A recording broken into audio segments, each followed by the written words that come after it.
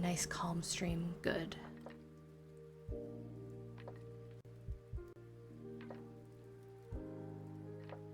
I swear to you, I adjusted all of these alerts and set them to not pop up and like made custom, and it just didn't save any of my changes. So we're just gonna turn off the Twitch alert boxes. Bro, technical difficulties as soon as I fucking started the stream, I swear. And because I have the game open, it seems that my VTuber is a little upsetty spaghetti about it. Thank you for the head pat. I appreciate it. But yes, good morning Phoenix, good morning Dosu, good morning Smudge. All the technical difficulties this morning, apparently. I would close some things, but I kind of need them. So we'll see if it evens itself out, or if I have to close up things. Nope, headpads don't do the sounds. It's just the check-ins that make the sounds. Oh, but I do need to go into my raid in case anybody raids me and turn off the sounds. Uno momento. Turn off the sounds for the raids. No sounds. Okay, save. And then I can lower the volume for the channel points. A glow filter. Yeah! I don't know how to do that quickly, so I literally just turned on the display lighting, but for sure next time I'll work on the glowing. Okay, channel points, collect a star. We will turn the volume of the sound down. And then first and second have already been taken, so that's not going to make any sounds. It's literally just collecting a star. I also like shiny. Thank you so much, Phoenix. I appreciate you. Y'all, I got a ton of offline follows yesterday. It was really cool. So I manually added the time to the timer. But we're gonna work. We're just gonna, today's an experiment. Today is a test. I have a couple Am I the Asshole stories to read with y'all and discuss. To be honest, I thought there was more interest surrounding that because it had been asked before for me to do so. So I was like, you know what, whatever, we'll try. But there wasn't as much interest this time around, and that's okay. So I just grabbed a couple, but then I have a book full of short horror stories to read through, so I thought that would be fun. But I'm also eating my breakfast, so pardon me.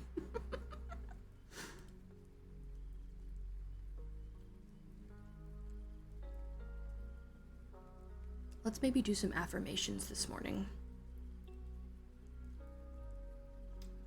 Oh, I saw you said something about McDonald's. Let me scroll up.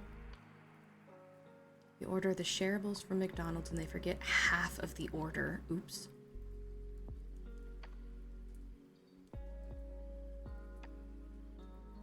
And then they've just refunded you. Nice. Not shareable, but free.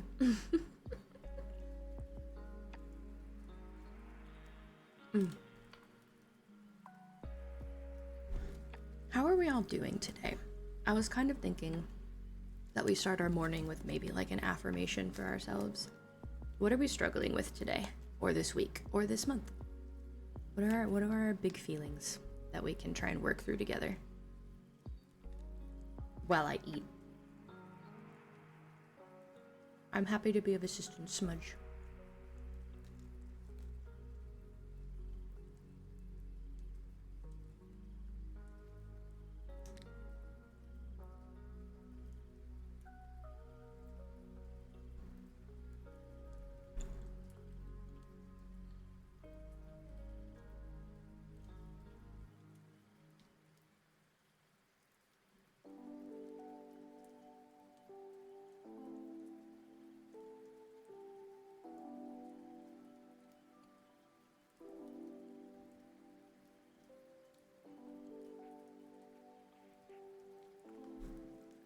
What sort of reassurances do we need today? No boobs. Look in my eyes. No boobs. Only eyes. Only face. No boobs.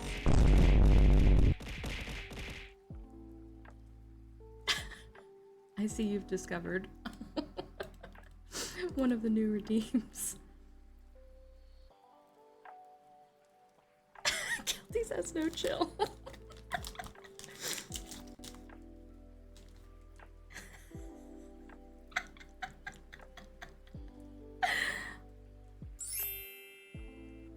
Good morning, Miss B.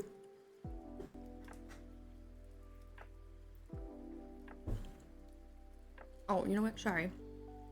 I'm not Mish.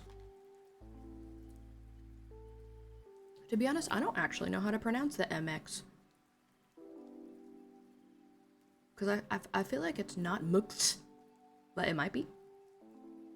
Please feel free to correct me. I want to get that right. Good morning.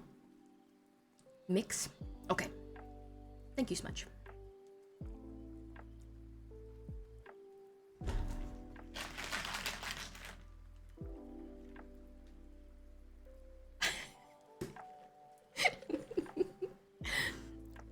This is hilarious. This is about as much as I can expect it. Mix or mux? Got it. Okay. Yeah. Normally I just call you Fee, but my brain was like, read the whole thing. So. Oh. Listen, here I am trying to have some ASMR mornings, maybe do some affirmations. Kelty's single-handedly bullying me this morning.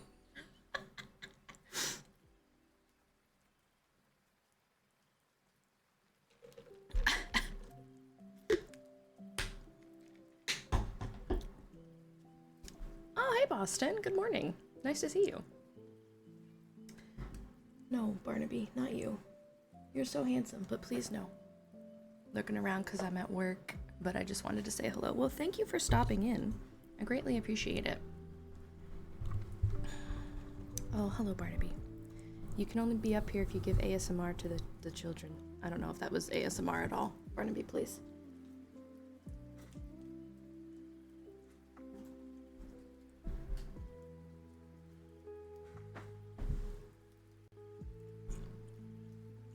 Good morning, Kuyu. Thank you for the hydrate.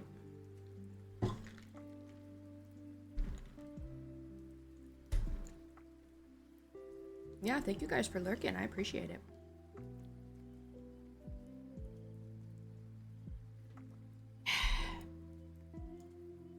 Okay. So a lot of us have been having a rough couple of weeks. A lot of us have been having a rough month. Allow me to be the one to say, shit sucked. Like, for real. But it's okay. Yeah.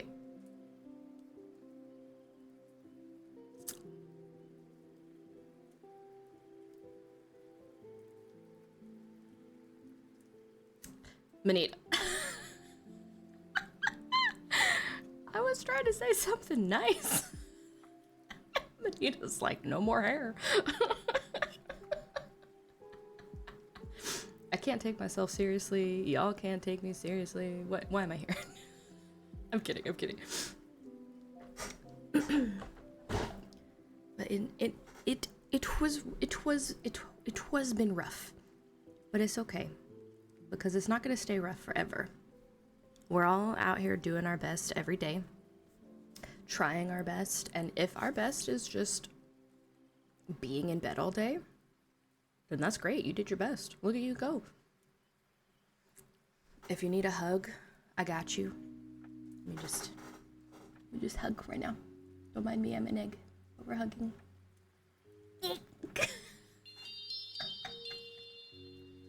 Thank you so much for the follow, Mr. Apple. Welcome to my Starscape. Please enjoy my follower emotes. How are you? How did you find me? What brings you into my little corner of the universe today? Happy you're here, though. I promise I normally have hair.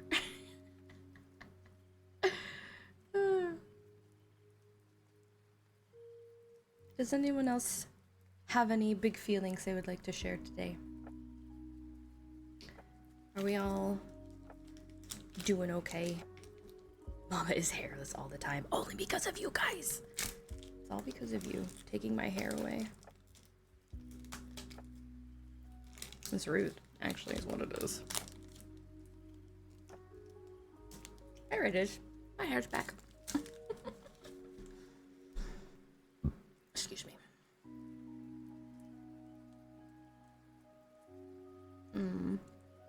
That is rough, Smudge. Losing someone is rough. Loving someone who loses someone is a different kind of rough. Because what can you do? Not everyone needs hugs. Not everyone wants hugs. Not everyone needs to hear nice words. You don't know if they want to be distracted. You don't know if they want to be left alone. So you just kind of sit there. And you're just like, I'm here. However you need me, I'm here. And sometimes that's the best that you can do. And sometimes that's all they need. You want to scream out into the world and then keep it moving. Sometimes we just need to crash out to get everything out. Honestly, I have been severely contemplating a rage room. But I may just end up going to the range and pretending someone's face is on the target. I'm glad you're here, Smudge. Every day you're here is a good day. Good morning, Nyx.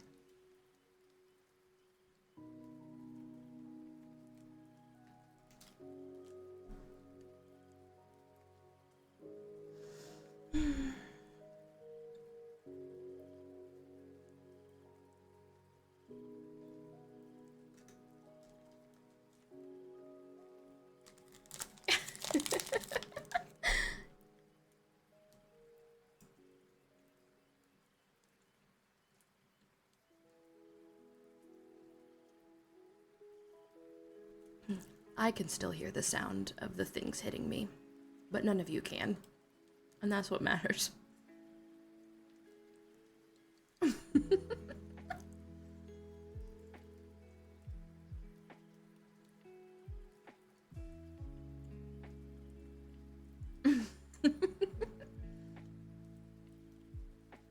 How are you doing, Nyx? Do you, need any words of affirmation or love this morning? We all kind of do. I've been having a rough few days of sleep. I finally got some sleep yesterday.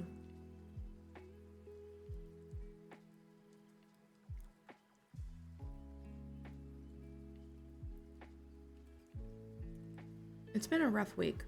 I was dealing with lack of sleep. And then I got bad news on top of that. Don't really know how to feel. Lurking at work. My left leg hurts like heck. Well, what the heck did you do to your leg, ma'am? Good job, Smudge. You're really good at that.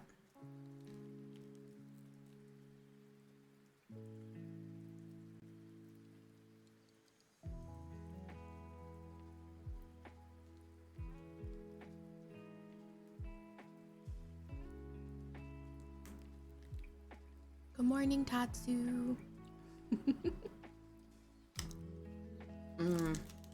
Chronic pain. That sucks. I'm sorry.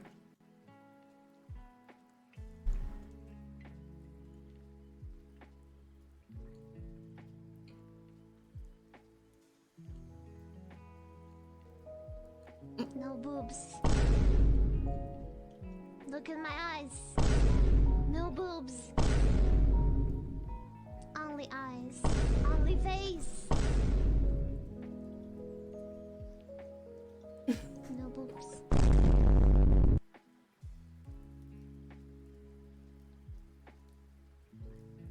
That audio doesn't sound too loud to me. I hope it doesn't sound too loud to you.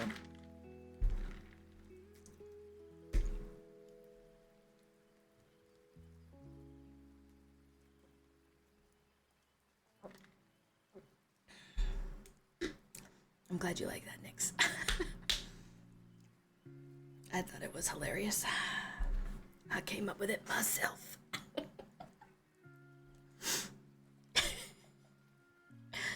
No boobs. Only eyes. Only face. No boobs. For now. They'll come back. Instead, you get jiggly bandage. Oh, if I could figure out how to do that, that would be funny. I think this is funnier, though. No, you can't. You don't see anything. No boobs for you. No boobs.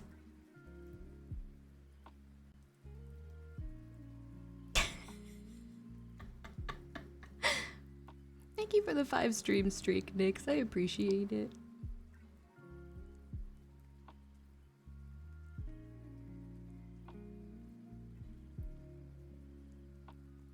Oh, I need to turn down the sounds for subs as well. I need to make sure I turn the sounds down.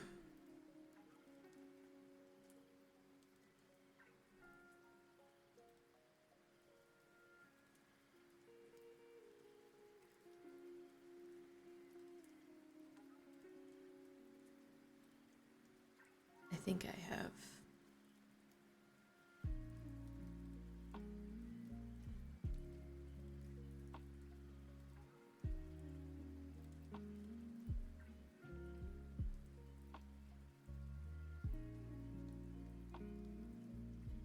Did you see Subway has Dorito nachos? I'm sickened but curious. Guilty.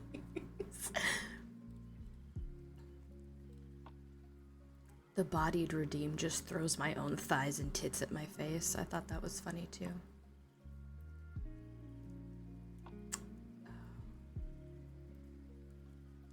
Action groups. Sub handler, there we go. But it's turned off. Okay, then I don't think there are sounds. Oh no, I have them through stream elements. That's what it is.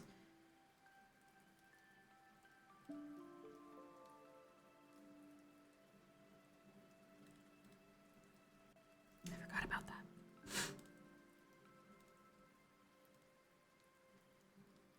Me looking up the products the girl used on my hair, and I need to get adopted by Top Cruise.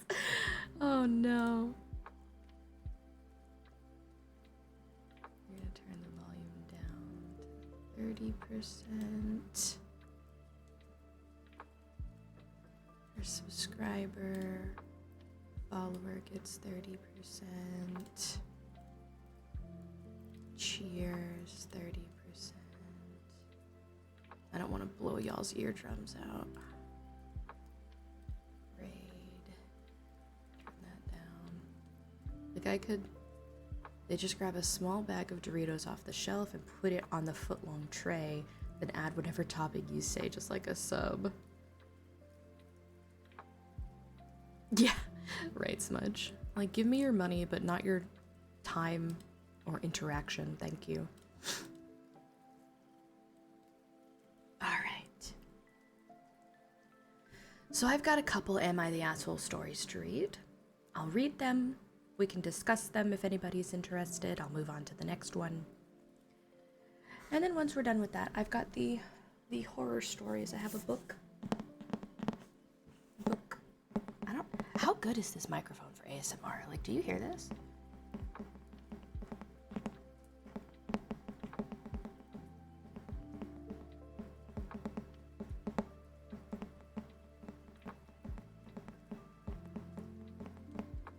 I don't even know if you can hear that. I've been tapping the book. Okay, you can. Is it loud? I suppose I could have tested beforehand, but I did not. Quiet? Okay.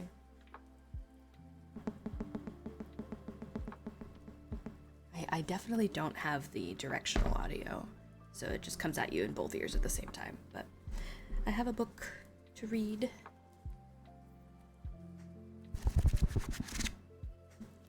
We're just experimenting. I will never be the lick your ears ASMR VTuber. I feel weird even chewing in the microphone. So you will only ever get wholesome ASMR from me. Sorry, not sorry. Yeah, I've been trying to, I've been trying to like stop into other ASMR streamers' streams and see what they're doing. And as soon as I show up, it's just like their mouth is like in my ear, slurping all over the place. And I'm like, please, get out. I don't feel safe. I need an adult.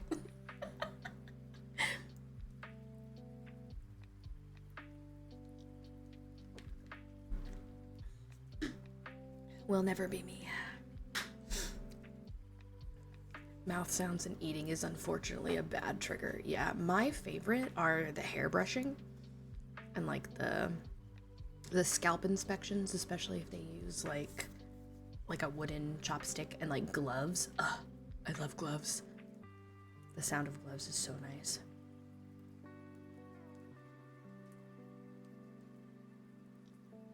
All right, chat. We have our first story loaded up. This one is, am I the asshole for telling my coworker that she's falling for a romance scam and now she's upset? Ooh, bubbles and foam, crackling wood and low hums. Those are nice. I also like unintelligible sounds, just like random babbling without words. Don't want to hear anyone sounding like they're touching my ear. Now, if you want to get all up at my ear and whisper, then go for it. Mood. Okay. My friend, we'll call her N. N and I worked together for 3 to 4 years at a hair salon. N is in early 30s, kind of an airhead, gullible but a really kind and nice person. She's currently in a relationship with this guy for about 6 months. He lives in New York, we're in the Midwest. They talk on the phone all the time. He's been out here a couple of times to visit. We've never met, but I've heard a lot about their relationship. This morning, she texted me at 6 a.m. asking to borrow $10,000 because her boyfriend's mom's having a family emergency and needs the money. She said he's working on an offshore oil rig in Dubai for 2 months and couldn't transfer the money until he comes back to the States. She doesn't have the money, so she asks if I can ask my relatives for the $10,000 for her. I told her that this sounds like a romance scam and that if he's asking her for such a big amount of money like that early in their relationship, it's a red flag and she should reconsider. I told her that since I don't know her boyfriend that well, and if he's ghosting her, either me or her will be on the hook for $10,000. Now she won't answer my texts or calls. She also took a personal day from work. Am I the asshole? Should I have kept my mouth shut and minded my own business? There are some edits as well. She's very naive and gullible. She believes she can talk to ghosts and spirits. That's another can of worms that I won't get into. She didn't bring her boyfriend around when he was in town a couple of times, just a bunch of excuses. I told her sister about it and got an earful about how I shouldn't judge a person in need like that. I gave up. I sent her a few articles about sweetheart and pig butchering scams. Still no reply. I know she read it. She's not the type that's loaded. She lives with her parents in their basement and lives paycheck to paycheck. I hope she'll realize this is a scam before she's in debt. And then apparently there was a second edit. She just texted and asked me for money under the guise of her sister needing it, and I just said no. And I've warned my boss and coworkers about it. Like, what? $10,000 is way too much to ask, and the I'm on an oil rig is mad fishy. Exactly. Not an asshole. Fuck that, for real. She asked OP for the money that makes it OP's business. Exactly. Like, honey boo boo. If I met someone online and had never met them in person, and they claim that they work overseas and they just out of the blue, first of all, working on an oil rig is good fucking money. You get a lot of fucking money for that job. And then you ask your significant other, yeah, I need $10,000 for my mom. No, absolutely not. No. Friend is dumb and their partner's a big old dummy dumb person. That's putting it nicely. That is correct. Yeah, it's a classic. Like, for my job, we had to learn about romance scams specifically because they target elderly people, because unfortunately, the elderly are very gullible to things like that. And that was one of the things, like love bombing, asking for large sums of money, never really meeting in person, saying that they or someone you know is in danger. Like, classic scams. If it sounds weird, it's 'cause it is.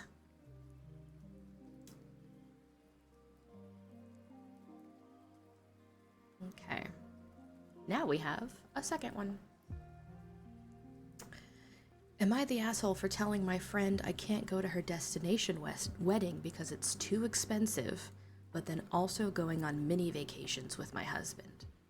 Now, right off the bat, that sounds a little off to me, but we're gonna read it and see what it says. There's an update at the top, so I'm having to skip through that. Okay. I'm supposed to be a bridesmaid for my best friend, but I just got the destination package and it's almost $3,000 a person to go. I have my husband and 2 kids, so if I didn't bring my kids, I'd have to figure out childcare for a whole week and manage to pay for Santa to visit our house. The wedding was the week before Christmas. I told her I can't afford it because we just remortgaged and did a $50,000 worth of repairs to our house. And I wasn't expecting the trip to be so expensive. My sister's destination wedding was $1,200 a person. My friend asked me what I was up to this weekend, and I excitedly said I was going to Comic-Con with my husband. And she sent me a long message that all but 2 of her bridesmaids can go, and her fiance's friends can all go, and she's very sad and depressed about it. Can I just go and not my family? She gave us ample time to save up, etc. In the end, I got the impression she was upset I said no to her wedding, and I'm not trying at all to save up when I'm going on mini, quote, vacations with my husband. I had a hunch we couldn't afford the wedding from the beginning, so I made sure I was the one to throw her an engagement party. I couldn't afford to go to the bachelorette because that was a $1,200 weekend. I've cried about this whole situation many times, and now I just feel absolutely horrible.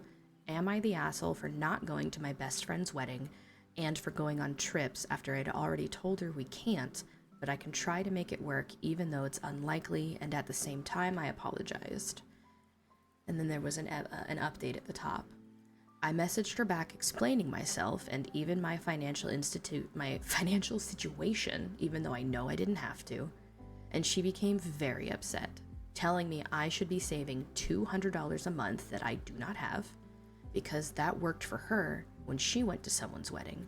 Basically, me not trying hard enough and wasting money that I could be putting into saving for Comic-Con, so that basically demonstrates my priorities in our relationship. I'm sad that there is now going to be a strain between us. $3,000 each? Big nope, not going to that wedding. Exactly. Don't care what else my plans are. It has been a hot topic a lot lately. Comic-Con's like a $300 to $400 trip if you need a hotel room, so not the asshole. A wedding is for the bride and groom, vacations are for you. I believe that as the person planning the wedding, they should know what their closest people can afford. Yes, so I don't blame the bestie for not going. I'm gonna say not the asshole, she has to think about her finances and her family first. Exactly. Hot topic mentioned. Hi, Freddie. Yeah, the overwhelming consensus on this one is that she was not the asshole. I was legitimately concerned that my brother and his wife were going to have a wedding in Brazil because that's where she's from. Lua, we love her. And I was not going to be able to go because for the long, like I just started making what I was making at my last job on this night shift. And I was like, there's no fucking way I'm going to be able to save money for a destination wedding. Like, there's just no way because I don't have a passport, like none of that. But thankfully, she moved to California and that's where they're getting married, so I don't have to worry about it. But like, I could not even fathom a destination wedding. I could not fathom, first of all, I couldn't fathom taking out a loan to get married. We paid it for our wedding in cash. We got a lot of gifts and like gifts of time and services from friends. So we had a very cheap wedding. But like, I am poor. My family is poor. Like my own parents would not be able to go to a destination wedding. And I'm just like, that's just not, what's the point of having a wedding if your family and friends can't afford to go, you know? Like, spend the money on the vacation, the honeymoon. Choosing a destination wedding is asking people not to be able to attend, yes. If I wanted a friend to go to my wedding and they couldn't afford it, I'd try to organize something with everyone who's going to see if we can help, right? My sister ended up having a wedding up in Connecticut to appease my father's side, and it was well in the 20,000s, and half of them didn't even show up. The way I would have, if I was your sister, I would have charged them. I would have sent them all, like, Venmo requests and PayPal requests, because fuck that. You wanted me to come to this godforsaken state, and you couldn't even be bothered to show up. Like, no, you have to pay me. You owe me money now. Fuck you. I think destination weddings should be for rich people who are paying to bring their guests. Yes, having a wedding in a location that costs $3,000 per guest and then getting mad that people don't want to go is stupid. Yes, and unrealistic. Like, we all chipped in so that they could be there, and then they fucking said, fuck you, and didn't even show up. That's some bullshit right there, actually. That is some bullshit right there, actually.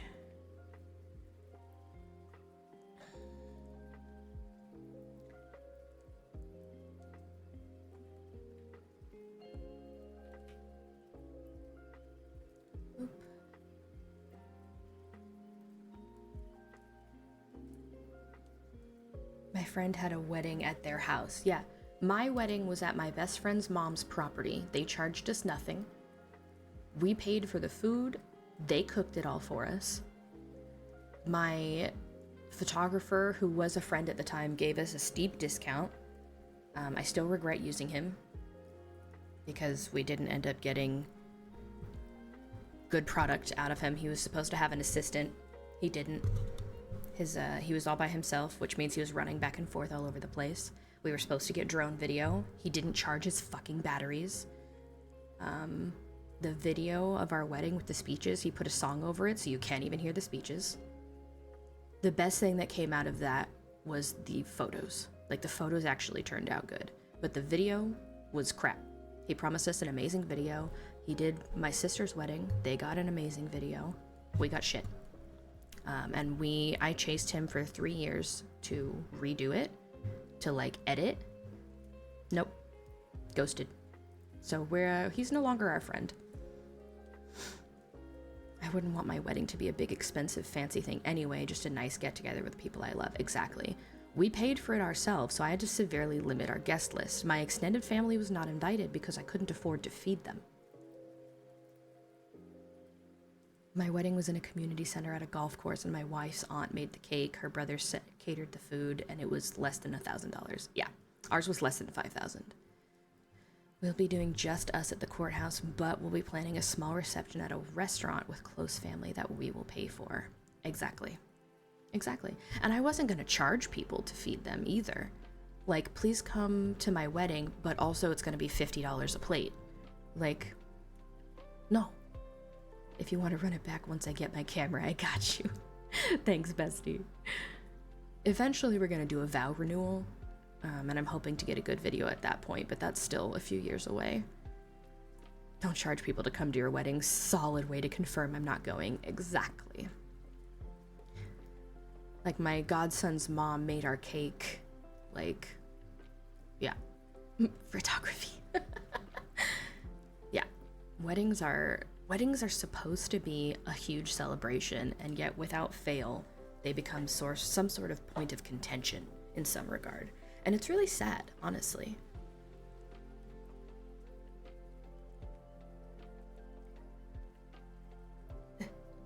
Sorry, I have a million notifications.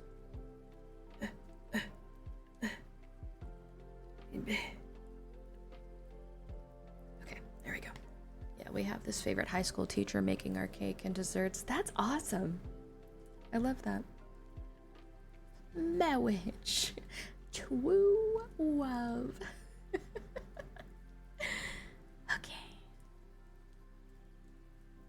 We have another one. If y'all have any that you want to submit, if they're like old while I'm still doing this, please feel free. Feel free, not three. Hello. Feel free. Feel, 2 years old. Anyway. Don't get it twisted. I still want to kick him out the bed when the alarm goes for too long. Girl, who you telling? Who you fucking telling? My poor husband snores so loud, and he's been congested. So like last night and the past few nights has been really fucking bad. Like I could hear him through my earplugs, which first of all I have to wear earplugs to bed to survive. But anyway, last night at like midnight I woke him up and I was like, can you please turn over? Your snoring is so loud. And he's like, I didn't even realize it was that bad. Like, yeah. And then he tried to like, I felt so bad. He tried to like, rub my back and like grab my arm. And I was like, no, I'm annoyed at you. It's not your fault, but I'm annoyed at you. Don't touch me. I'm like, please just shut up for so long enough that I can fall asleep. Girl, if I don't get my sleep, I'm a monster. I turn into a ball of anxiety if I can't sleep. And I will cry and be really upset. I almost slept down in the guest room last night. I almost was like, fuck this. But then again, we have a grandfather clock downstairs, so it was either the snoring or the grandfather clock and the cats. Like, pick my fucking poison, because there's nowhere quiet in this damn house. I want to do a vow renewal, mostly because we didn't read our own. Oh, also my biggest regret, the stupid, awful person at the tuxedo rental place convinced me to get a white suit. I hate it. I hate the photos. My vow renewal will correctly have a black suit. Yes, sir. I used to snore, but for some reason after my hernia surgery, I stopped. Mr. Lumi does have some hernias that he needs to get taken care of. But it also has to do with his weight, unfortunately. That's a huge part of it too. But he does have some hernias and a deviated septum, so that also might be part of it. This poor man. This is why Latin culture has their babies listening to loud-ass music from day one. Honestly, I wish my parents would have done that, because I am such a light sleeper and it takes me forever to fall asleep if there's any noise. But also I have tinnitus, so there's always noise. We will rebuild him. We have the technology. Yeah, exactly. Actually, let me remind him about his hernia right now to remind him to call the doctor. Hernia, please. Thank you. I'm his notebook. I'm his memory. This poor ADD man with his memory problems. I am his calendar. But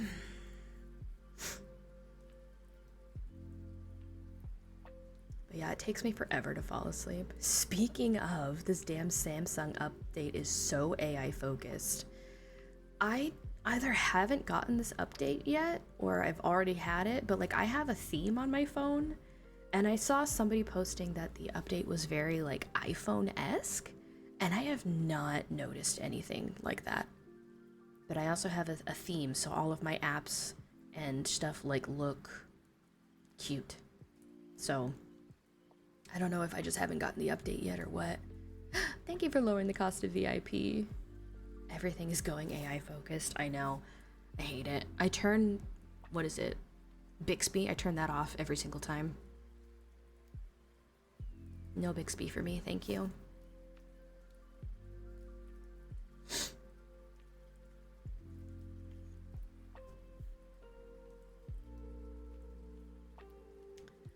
Okay, so this next one is kind of a long one. So let's get into it. Oh, thank you for the follow, Gojira. Oh no. Okay, hold on. Manita redeemed Uwu, so I'm about to read this story in Uwu. Guys, I'm so sorry. Hold on. Uwu, 5 minutes? Okay, so that's what? 300 seconds? Timer. Is that 300 seconds? I think.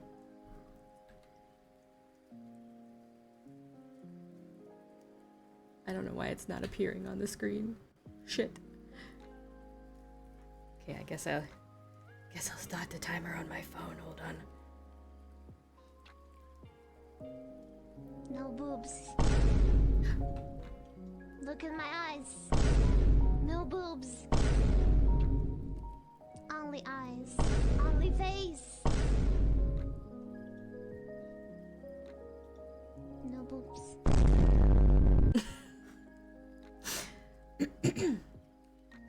So I, 30 female, have a friend, 34 female, that has a non-verbal daughter, 3 female. Let's call her Allie. I watch her 4 days out of the week in my in-home daycare. I require contacts for every child, and she never filled out the special needs section, and at no point when she asked me to take Allie did she mention any type of speech delay or non-speaking issue. Although Allie didn't speak much at first, I figured she was shy. She communicated her needs to me very well and said small things to me frequently. Last month, I was in the bathroom. I keep the door barely cracked with a wedge so I can listen for any dangers and they can't walk in on me or see me. She walked by and said, "Ew, you stinky." I laughed and told her mom at pickup what she said, and I was met with, "She isn't verbal. Why would you mock her?" I reassured her that Allie has spoken to me quite a few times, and I thought that it was a huge milestone from when she would first arrived and was barely saying anything. She told me she didn't believe me and that it was messed up that I would make something like that to upset her. I told her that I wasn't trying to upset her, but I wasn't lying either. I didn't press the issue further. Here's where I might be the asshole. I decided to record Allie, a voice recording, not her face, telling me her name and what her favorite animal is. I had full intention of showing the mom the recording, but I was scared at first because of her blow up at me and I didn't know how she would react. After a few short pickups and drop-offs, she told me it was water under the bridge and that she didn't want to talk about it anymore. She even insisted that I went to the birthday party. After that, I was just happy Allie could continue, and I ended up forgetting I had the recording at all. Fast forward to Friday, about a month later, and she had a birthday party for her other child. At the party, I was socializing with other family members. Honestly, I'm a total dumbass for forgetting that her family fully thought that she was nonverbal. I mentioned the funny things Allie had said to me while we were reading an animal book. Turns out the person was talking to her sister and she started yelling at me, saying, "She's nonverbal! Why are you lying?" Both her and her sister started berating me, saying that it's fucked up that I'm making this up about Allie being verbal. At this point, I'm tired of being called a liar. I have 2 disabled children whom my son was nonverbal for many years. I wouldn't lie about something like this. So while everybody was staring at me, I was scared and fell backed into a corner. So I, remembering I had the recording, decided to prove my case and play the voice recording. Everybody was shocked, and my friend told me to leave. I told her I didn't want to cause issues, but I'm not gonna be berated and called a liar. She said that I crossed the line recording her daughter and that I'm an asshole for embarrassing her at a party. Now I feel horrible and I'm wondering if I should have just let it go. Edit for clarification and extra context. Whenever she would pick up and drop off, she wouldn't ask me much other than how was her nap, how much did she eat, and I would hand her the daily report when she would leave and not stay for small talk even when I would try to initiate. I know people have busy lives, so I'm not going to try to make them stay and talk to me about their life story. I also didn't do the recording to embarrass her in any way. I didn't mean any vindication by it. I can admit I should have shown her immediately after I recorded it, but I'm also human and I was afraid of a second blow up. Then after her saying it was water under the bridge, I was just happy that she wasn't going to take Allie away, so I put it in the back of my mind and forgot about it. I feel bad about how I went about my defense, so I know it was unprofessional and unethical. I apologize profusely to everybody at the party and the family as well. I will be putting cameras in my home that everybody will have access to, as well as updating all the contracts to let parents know what's going to happen going forward. Peace of mind for everybody sounds good to me. Also, I will be making a call to CPS about the situation and see what they have to say. Thank you, everybody, for your kind words. Was that as painful for you as it was for me?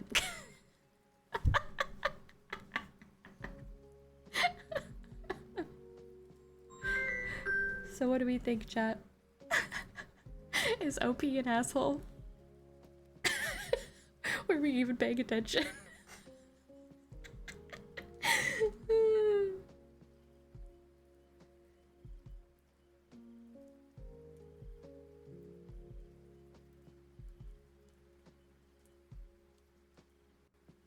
I have no clue what the story was about.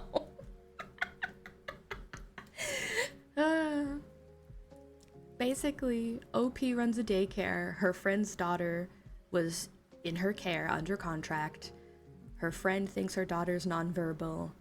The friend who does the daycare has been talking to her daughter this whole time, ended up getting voice proof, didn't share it with the mom because they were fighting about it. And then at a birthday party, everyone was attacking her for saying that she was verbal. And so she showed them the proof, and it kind of made it worse. So is she the asshole for telling the mom that her daughter is in fact verbal when the mother thinks that the daughter is nonverbal?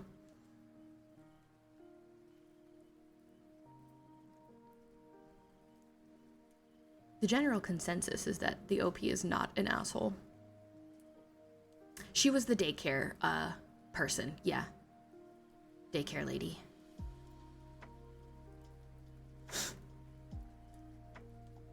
In-home daycare, friends with the mother. Yeah, I don't think she is either. One of the comments says, I can't imagine what this child is going through being treated like she's completely nonverbal when that's not in the case. In fact, I can't help but wonder if the way her mother seems to react may have a part to play in why she's not verbal around her mother. That being said, you did the right thing trying to bring this to the mother's attention in a polite manner.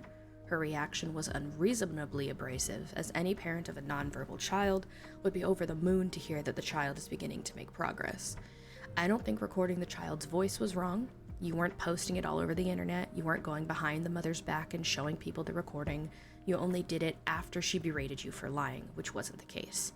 You recorded the voice to specifically try to update the mother on her daughter's condition, as having that updated knowledge is important.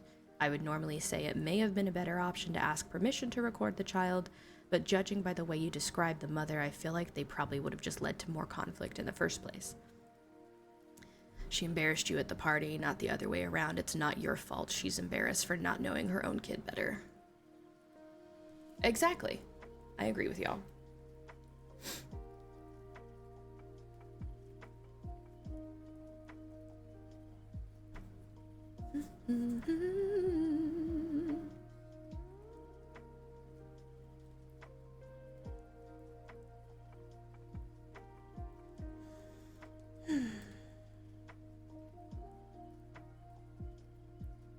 Okay.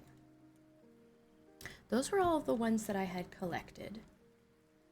So, what I'm gonna do is I'm gonna throw on my BRB screen. I'm gonna run an ad, so be prepared for the volume to go wacky. I'm giving you your warning now. Adjust your volume. Vaguely reminds me of the one girl whose mom made her disabled. Yes, Gypsy Rose. And there's so many others. But I'm gonna run my BRB screen. I'm gonna run an ad, so the clips and the ad will be loud. And then I will come back and we'll start with the horror stories from my little book of short horror stories. So I hope y'all are ready for some spooky this morning. Some spoopy scowy. Thank you for making me read that whole story in Uwu, by the way. That was great. All right, y'all. Be prepared for an ad. Be prepared for a clip show. It's gonna be loud. I will be back in just a few moments. BRB!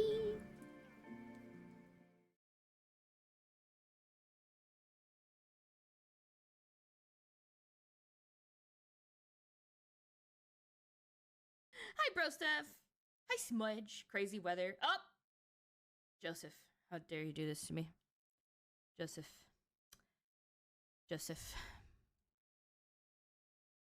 As much as I want to be like you. As much as I want to be like you. Oh, thanks. I would flip my hair, but you took it away from me.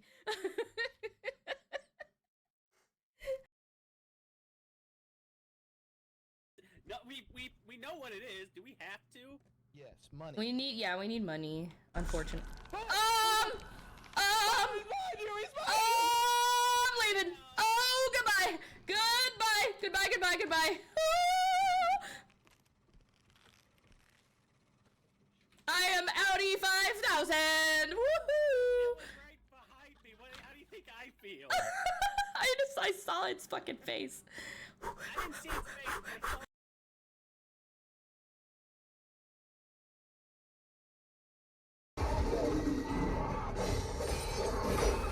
Owie!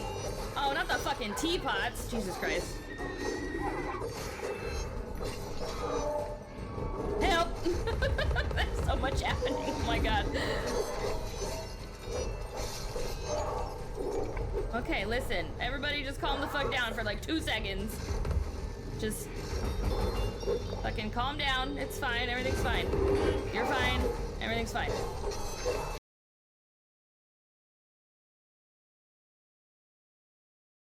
Everything I can for now. What do you do from now on is up to you. You my do boop boop boop boop. Boop boop boop boop boop. Boop boop boop boop boop boop boop boop. Boop boop boop boop. Boop boop boop. Thank you, Benny. Hi, Shay. Hello. Hi, friendo. Hi. How are you? Happy Monday. It stops following the beat and follows the lyrics instead. No. Hello?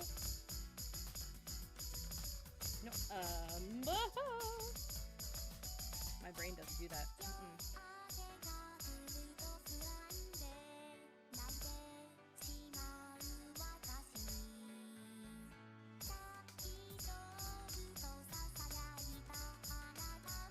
Nope.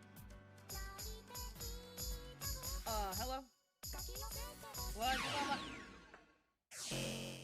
That's why I don't do extreme mode, Benny.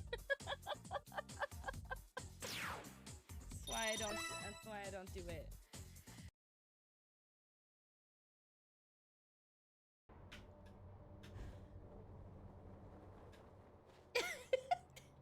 Phoenix out here clipping all my failures. I don't know what I just picked up.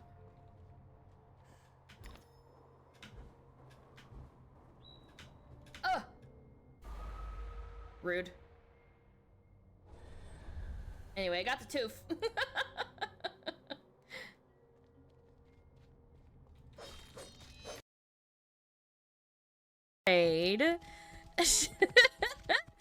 First she didn't like the tomb water, and now she's being mean to kitties. Listen! Hold on, let me figure out how to frick to get in there.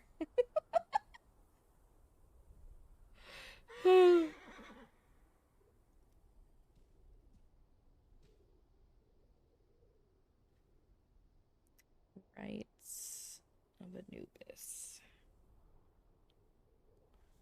Okay, give me a second.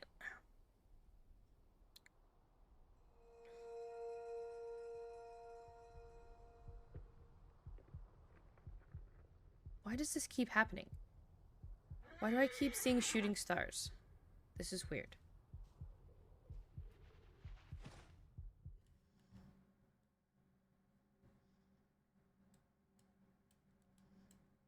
Welcome back, everyone. Let me make the music come back. Okay, and we're gonna adjust this music a little bit, because they have spoopy melodies. We're gonna adjust some sounds.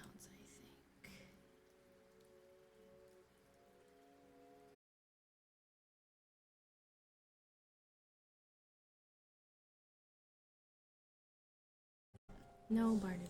Come on. Buddy. You can't be up here. You can't be up here, buddy. You're so handsome, but you're so destructive. Come here. Come here. Ugh. Come here. What are you doing? There you go. Alright. Yeah, small F in chat. There we go. Alright. We have a book of spoopies. And I'm really excited to read them to you.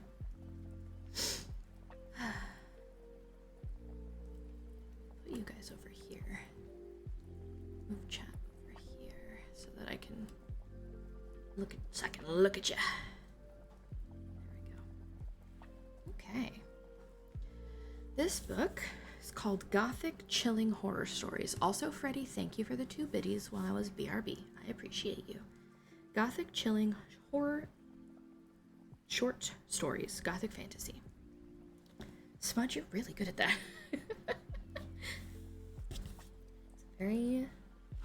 It's a pretty long book, but we'll see how the whole short story thing goes. We'll see how the ASMR works with this. I don't know if you guys can hear the page turns. I only hope that you can.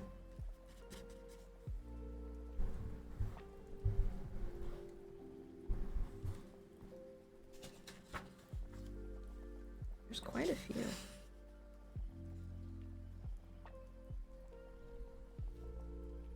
Forward, chilling horror stories.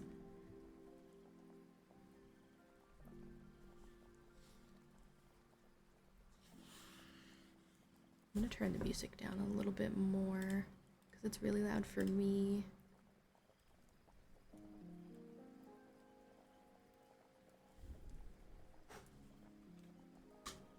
There we go. I can't even read the title of this one. It's Ecdysis? Esdysis? It's this. Ecdysis? Esdesis? I don't know. Why they gotta start me off on a hard one? The hell?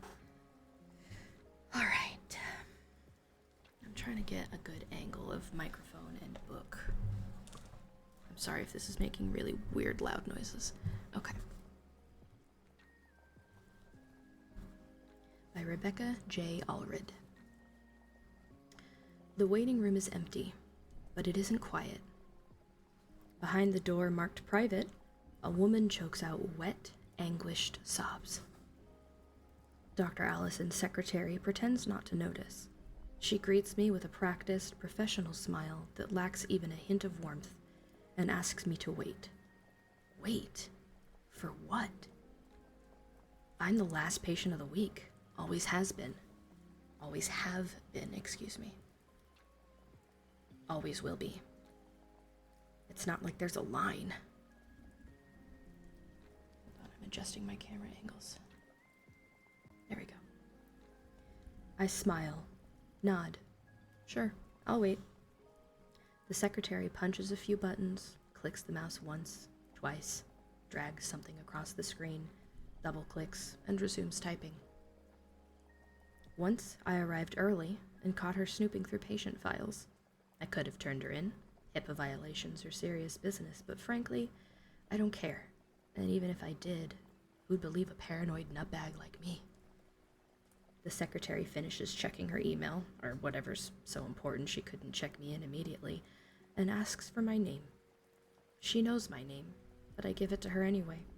She asks me to confirm my address. It hasn't changed since last week. Neither has my insurance. When she's done checking all of her little boxes, I take a seat on a cream-colored sofa. The room smells like those little bars of soap shaped like seashells, and an instrumental version of a song I almost recognize wafts from speakers I can't see. There's a coffee table made of black wood. Resting on its surface is a little Zen garden and the latest issues of half a dozen tabloid magazines. Behind the door, the crying has stopped. My palms itch. I scratch them with nails jagged from daily dental manicures. They are barely long enough to register any measure of relief. One of my fingertips slides over a pair of fine, almost invisible hairs. In middle school, the kids said if you masturbated too much, you'd get hairy palms. I don't masturbate, and the hairs in my palm aren't really hairs. Delusional parasitosis, eponymously known as Ekbom syndrome. I read that in one of Dad's medical texts back when I wanted to be a doctor too. Ekbom syndrome is the medical name for my particular brand of nutbaggery. Or it would be if the bugs infesting my body were all in my head like Dr. Allison says. They are in my head. I can feel their antennae quiver as they poke through the skin on my face, masquerading as a beard. But there are other places too. Ew. This is not the story I thought we would be starting with. Here we go. I look back to Dr. Allison's secretary. She's working on the computer again, getting ready to go home for the long weekend. Mentally, she's already gone, and so she doesn't see me pinch the hairs, pluck a beetle from my palm, and toss it into the Zen garden on the table. I don't know if I can actually read this one, y'all. I was not expecting it to be so disturbing right at the front, right out the gate. I have not pre-read any of these. We're discovering this together.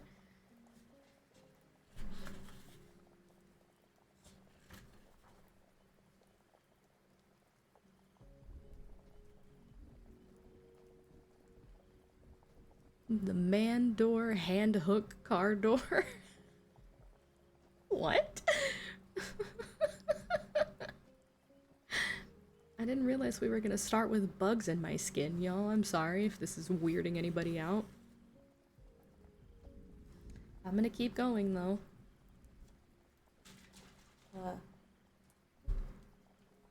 I'll definitely, when I post this one up, though, you DM me, okay. When I post this one up, though, I will definitely put trigger warnings on it.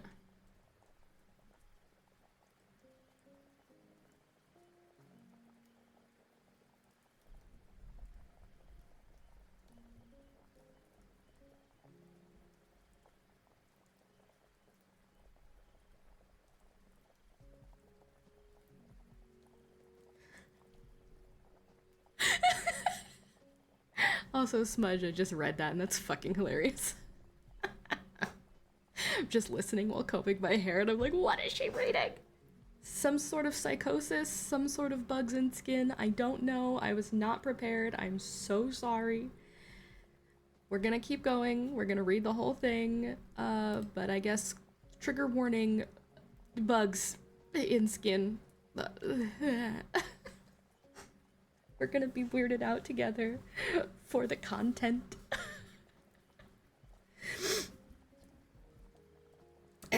So she's picked a beetle out of her hand, supposedly. Supposedly. We don't even know if this is a real beetle. It lands on its back, legs combing the air for a few moments before it rights itself and burrows beneath the sand. The door to Dr. Allison's office opens. A short woman with puffy eyes and dark hair pulled back into a tight ponytail exits. Her son is dead, just like my mom. I know because Dr. Allison's secretary isn't the only one who's been snooping in patient files. Lately, I've been thinking about this woman. Every week, I think about stopping her as she passes me in the soap-scented waiting room, wrapping her in my arms and allowing sorrow to flow freely between our wounded souls. We would share everything, she and we would be made whole again. The woman's eyes never leave the floor as she moves across the room, her shoes whispering against the high-quality beige carpet and carrying her out of the building. Dr. Allison lingers in the frame of the door marked private. She invites me inside. Dr. Allison isn't my first shrink, and she won't be my last. My first therapist was Dr. Carlson. He went to medical school with my dad. I went to see him when the bugs first showed up. Back then, they didn't call it delusional parasitosis. I know because Dad has copies of all of my medical records up until age 18 in a locked drawer in his office. They sit right on top of Mama's. Dr. Carlson was cool. He had red hair and a beard and smoked cigars, not during our sessions, but always when he came back over to drink wine and talk shop with Dad. He told me the bugs were all in my head too, but that it wasn't my fault. because Mama had put them there. They were contagious like the chicken pox, so Mama had to go to the hospital for a while. When Mama went away, so did the bugs. I'm gonna butcher the fuck out of this. Folie à deux, French for a madness shared by two. The medical term is shared psychotic disorder. That's what's written in my clinic notes from Dr. Carlson. Dr. Allison's office doesn't smell like soap. It smells like lavender and tears. There is no music in here, only the soft, predictable tick of a clock, counting down the minutes with malign diligence. The walls are lined with bookshelves neatly organized, a desk with a computer, stack of folders, patient files, a fountain pen, and a lead crystal paperweight is nestled in the corner. Near the center of the room are a high-back leather chair and a couch. She sits in the chair and gestures to the couch. Usually I lie down. Today, I sit. She comments on my beard, says she likes it. She's lying. And then she asks how the last week has been. I tell her my roommate is mad at me because he thinks I killed his cat. She asks if I did, and I tell her I didn't. I'm lying. Sort of. And she asks how that makes me feel. I tell her I feel itchy. The last time I saw Mama alive, she was lying in an expensive hospital bed. The bugs hadn't bothered me in months, and both Dad and Dr. Carlson thought it would be okay for me to visit. She looked different, not like Mama at all. Her soft yellow hair had been cut short. Dad said it was because she'd been pulling it out. The medical word for this is trichotillomania. There were little red sores all over her face and scalp, and she wore mittens that she couldn't take off. Mama just lay there, ignoring both me and my dad, murmuring over and over again that she was hungry. I begged Dad to get her something to eat. He patted me on the head, told me I was a good boy, and asked me to keep Mama company while he stepped out to get some graham crackers. As soon as he was gone, Mama popped out of bed like some lunatic, termite-infested jack-in-the-box. She told me that the bugs were hungry, that if she didn't feed them soon, they would eat her instead. Tears welled up inside her eyes. Tiny black specks swam in them. Mama kissed me on the forehead, and I felt something crawl out of her lips and up onto my scalp. I pulled back, running my hands through my hair, trying to dislodge the invader. When I looked back at Mama, she was standing very still, arms outstretched, staring at the ceiling. Her mouth was open wide, and a torrent of black vomit, not vomit, vomit doesn't rise, spewed from it. I screamed and screamed and screamed. Dr. Allison asks if the new pills have been helping. At first, I don't answer. I'm staring at the floor. One of the bugs has escaped. It's meandering across the nylon weave. Formication is the medical term for the sensation of insects crawling in or under the skin, but it's the itching that really bothers me. The medical term for this is pruritus. Pruritus, excuse me. She asks again if the pills are helping. I answer in the affirmative. Dr. Allison follows my gaze, asks what I'm looking at. I change the subject. The last time I saw Mama, she was lying in an expensive wooden box. Her hair was long and soft again, a wig, and makeup covered most of the holes in her skin. Neither, however, could disguise how hollow she was. Dad said she's gotten so skinny because she stopped eating. The medical term for this is anorexia, but I knew better. She hadn't stopped eating. She'd been eaten. During the service, a procession of tiny insects filed out of the casket and onto the floor. They looked like ants, but they weren't. These were smaller, harder, meaner. They formed a quivering semicircle around the coffin. Their soft hum was a nearly inaudible requiem. I pulled my feet up onto the pew and cried. Bye, D'Lo. Dr. Allison is scribbling furiously on her yellow legal pad. I've never spoken about my mother before. The funeral was bad, but nowhere near as bad as what happened that night. I was dreaming about Casey Nelson. In real life, she was a redhead, but in my dream, she had yellow hair like my mom, and her face was round and healthy, free from blemishes. Her eyes were lined by thick velvet lashes, and they glittered like geodes. Casey smiled as her lips whispered permission. I reached out and touched her, and she did the same. But where my hand closed around soft, pliable tissue, hers gripped flesh turned nearly to stone. I'm gonna skip that line. Casey looked at me, but she wasn't smiling anymore, and her eyes had lost their mischievous sparkle. She released her grip and raised her hand to eye level. It had turned black. I shrank back in revulsion, only to realize it wasn't just her hand. I was going black too. Necrosis is the medical term for premature tissue death. At first, I didn't think there could be anything worse than a lap full of necrotic. But as I reached a trembling hand down to examine my discolored body, I realized I was wrong. The stain didn't just cover my lap, it was coming from inside. And it was spreading. Little blebs of darkness separated from the primary mass, budding off like spores. They sprouted legs and antennae, and I woke up, horrified to discover it wasn't just a dream. The bugs were everywhere, clinging to my sheets, swarming over my thighs, marching up my belly toward my face and my silent, gaping mouth. I tumbled out of bed, knocking the lamp off the nightstand. It clattered loudly, but did not break. A few seconds later, the hallway light blinked on, and heavy, rapid footsteps climbed the stairs. The light worked the insects into a frenzy. Desperate to get back inside, they filled my eyes, my ears, my nose. I choked as they fled down my throat.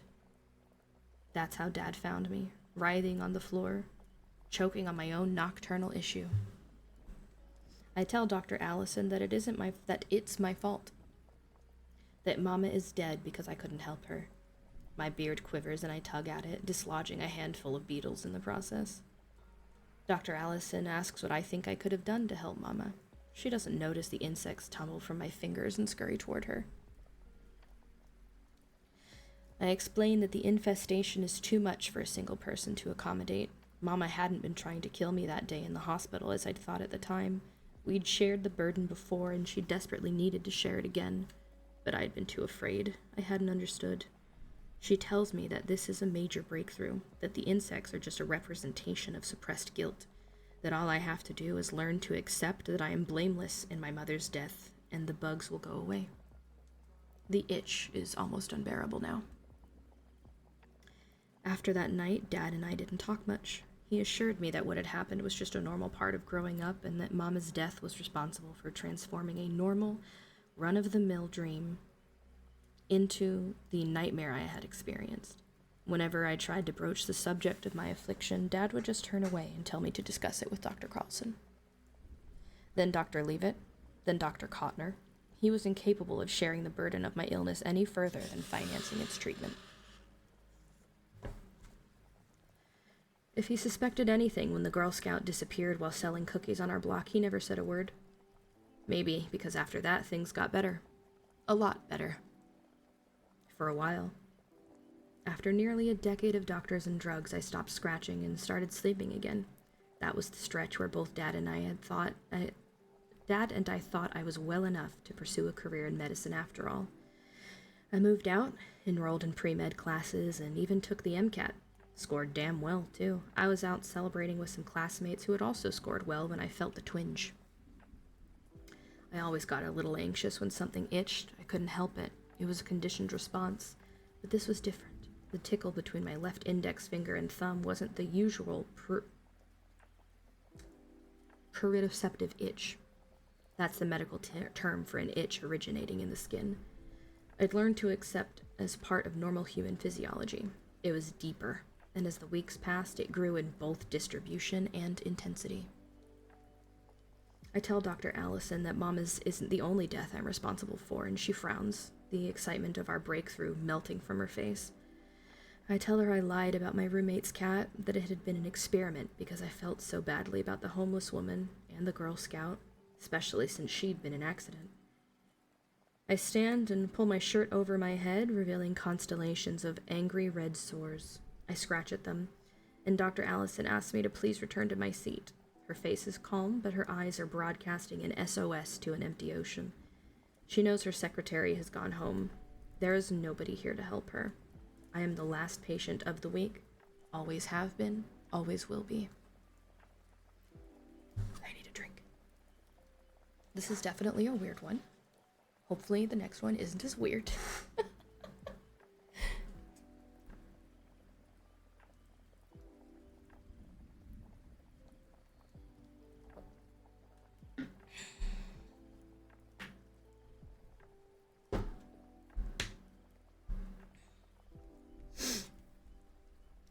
It was Dad's birthday, and he invited me over for dinner. He'd been pressuring me about medical school applications, and that night, I finally mustered the courage to tell him what I'd known for the better part of the semester. That no matter what my MCAT scores had been, or how outstanding my letters of recommendation were, I would not be attending medical school the following fall. The only explanation necessary was for me to roll up my sleeves. When Dad saw those old familiar craters, his face became an amalgam of disappointment and rage, and we spent the rest of the evening in silence.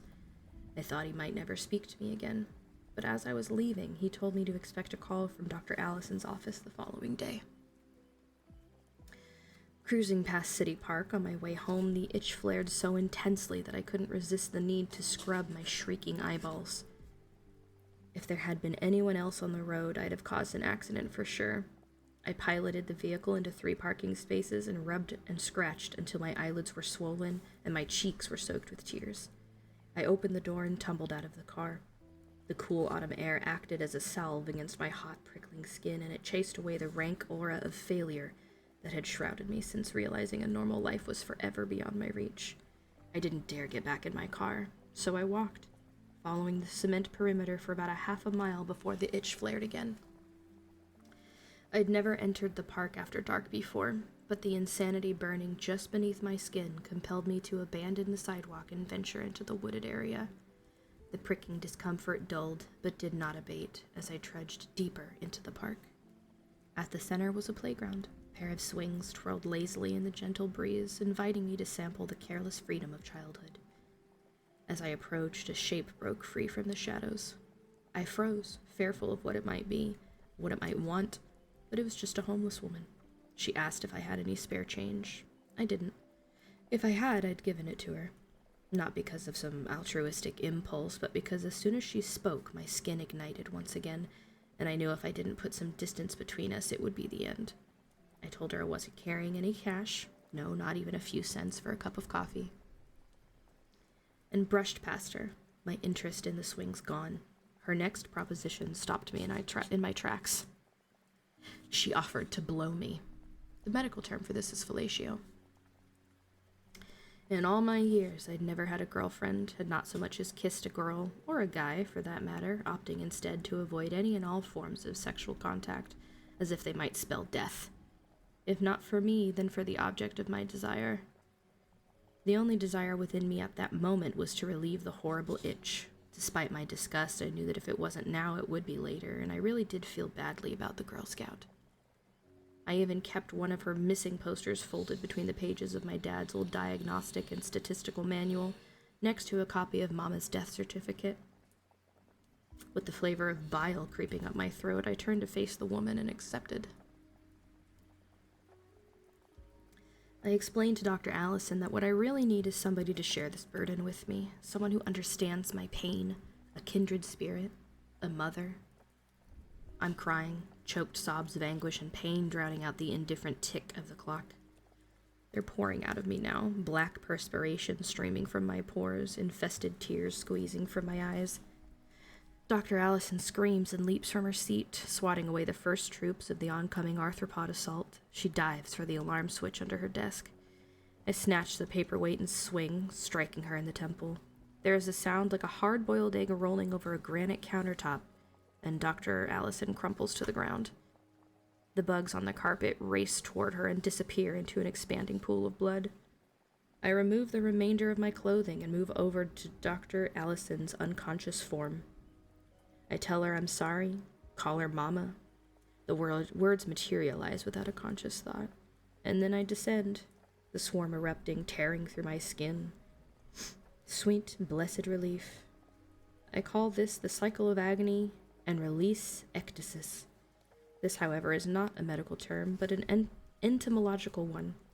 There is no medical term for what I am. When it's over, I flip through the stack of files on Dr. Allison's desk, searching until I find the one that belongs to the dark-haired woman with the dead son. All I need is the first page, the intake form with her name, address, and phone number. I wipe the tears from my face and get dressed before taking one last look at the half-consumed pile of flesh that used to be my therapist.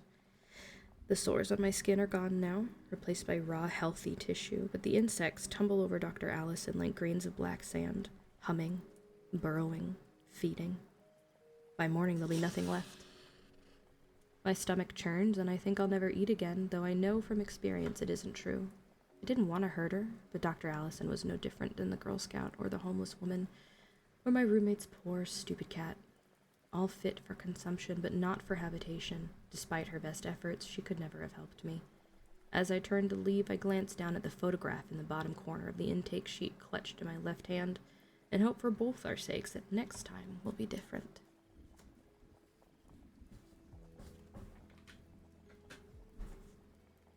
That one was weird and unexpected, and I apologize.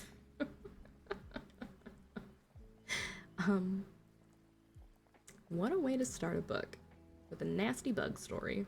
Turns out he's some psychotic murderer. That's cool. At first I thought the bugs were all in his head, until the therapist saw them, and now I don't know what to think.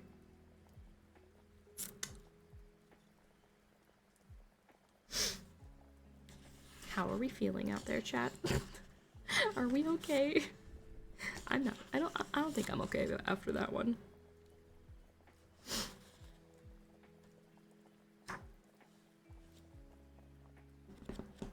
I think we'll do one more. And I think I might just save these for video content so that I have ample time to give ample...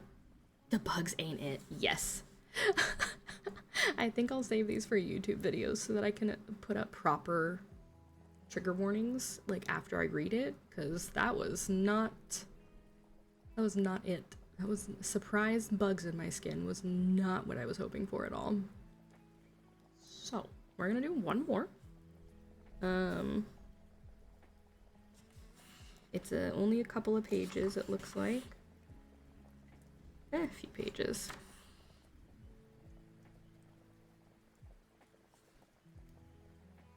But I don't think this one is about bugs.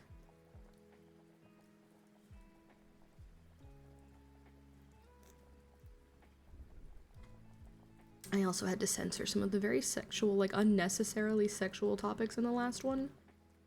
Bro had a wet dream about bugs coming out of him.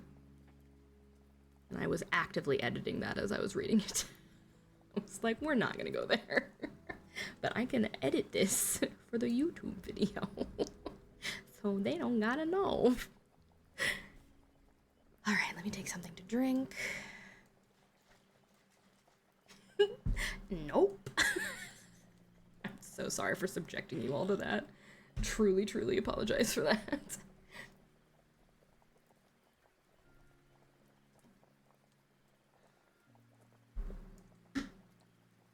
Okay. This one is called The Damned Thing by Ambrose Bierce. By the light of a tallow candle, which had been placed on one end of a rough table, a man was reading something written in a book. It was an old account book, greatly worn, and the writing was not, apparently, very legible, for the man sometimes held the page close to the flame of the candle to get a stronger light upon it. Over and over again to do mini twists, girl. Best of luck to you, ma'am. The shadow of the book would then throw into obscurity a half of the room, darkening a number of faces and figures. For beside the reader, 8 other men were present. 7 of them sat against the rough log walls, silent and motionless, and the room, being small, not very far from the table. Let me adjust the angle of this. There we go. Might actually. More testing and experimenting. By extending an arm, any one of them could have touched the eighth man, who lay on the table, face upward, partly covered by a sheet, his arms at his side. He was dead. The man with the book was not reading aloud, and no one spoke. All seemed to be waiting for something to occur. The dead man only was without expectation. From the blank darkness outside came in, through the aperture that served for a window, all the ever unfamiliar noises of night in the wilderness. The long, nameless note of a distant coyote, the stilly pulsing thrill of tireless insects in trees, strange cries of night birds, so different from those of the birds of day, the drone of great blundering beetles, and all that mysterious chorus of small sounds that seem always to have been but half heard when they have suddenly ceased, as if conscious of an indiscretion. But nothing of all this was noted in that company. Its members were not overmuch addicted to idle interest in matters of no practical importance. That was obvious in every line of their rugged faces, obvious even in the dim light of the single candle. They were evidently men of the vicinity, farmers and woodmen.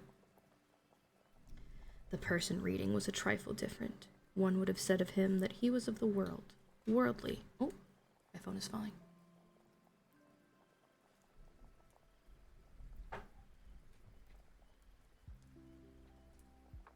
That hopefully should not cause any issues.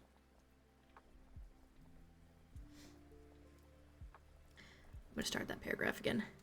The person reading was a trifle different. One would have said of him that he was of the world, worldly, albeit there was that in his attire which attested a certain fellowship with the organisms of his environment. His coat would hardly have passed muster in San Francisco. His footgear was not of urban origin, and the hat that lay by him on the floor, he was the only one uncovered, was such that if one had considered it as an article of more personal adornment, he would have missed its meaning. In countenance, the man was rather prepossessing, with just a hint of sternness, though that he may have assumed or cultivated as appropriate to one in authority. For he was a coroner. It was by virtue of his office that he had possession of the book in which he was reading. It had been found among the dead man's effects, in his cabin where the inquest was now taking place. When the coroner had finished reading, he put the book into his breast pocket. At that moment, the door was pushed open, and a young man entered. He, clearly, was not of mountain birth and breeding. He was clad as those who dwell in cities. His clothing was dusty, however, as from travel. He had, in fact, been riding hard to attend the inquest. The coroner nodded. No one else greeted him. "We have waited for you," said the coroner. "It is necessary to have done with this business tonight." The young man smiled. "I am sorry to have kept you," he said. "I went away, not to evade your summons, but to post to my newspaper an account of what I suppose I am called back to relate." The coroner smiled. "The account that you posted to your newspaper," he said, "differs probably from that which you will give here under oath." "That," replied the other rather hotly, and with a visible flush, "is as you choose. I used manifold paper and have a copy of what I sent. It was not written as news, for it is incredible, but as fiction. It may go as part of my testimony under oath." "But you say it is incredible." "That is nothing to you, sir, if I also swear that it is true." The coroner was apparently not greatly affected by the young man's manifest resentment. He was silent for some moments, his eyes upon the floor. The men about the sides of the cabin talked in whispers, but seldom withdrew their gaze from the face of the corpse. Presently, the coroner lifted his eyes and said, "We will resume the inquest." The men removed their hats. The witness was sworn. "What is your name?" the coroner asked. "William Harker." "Age?" 27. "You knew the deceased, Hugh Morgan?" "Yes." "You were with him when he died?" "Near him." "How did that happen? Your presence, I mean." "I was visiting him at this place to shoot and fish. Part of my purpose, however, was to study him, and his odd, solitary way of life. He seemed a good model for a character in fiction. I sometimes write stories." I sometimes read them. Thank you. Stories in general. Not yours. Some of the jurors laughed. Against a somber background, humor shows highlights. Soldiers in the intervals of battle laugh easily, and a jest in the death chamber conquers by surprise. Relate the circumstances of this man's death, said the coroner. You may use any notes or memoranda that you please. The witness understood, pulling a manuscript from his breast pocket. He held it near the candle, and turning the leaves until he found the passage that he wanted, began to read. The sun had hardly risen when we left the house. We were looking for quail, each with a shotgun, but we had only one dog. Morgan said that our best ground was beyond a certain ridge that he pointed out, and we crossed it by a trail through the chaparral. Or the chaparral, perhaps. On the other side was comparatively level ground, thickly covered with wild oats. As we emerged from the chaparral, Morgan was but a few yards in advance. Suddenly, we heard it at a little distance to our right, and partly in front, a noise of some animal thrashing about in the bushes, which we could see were violently agitated. We've started a deer.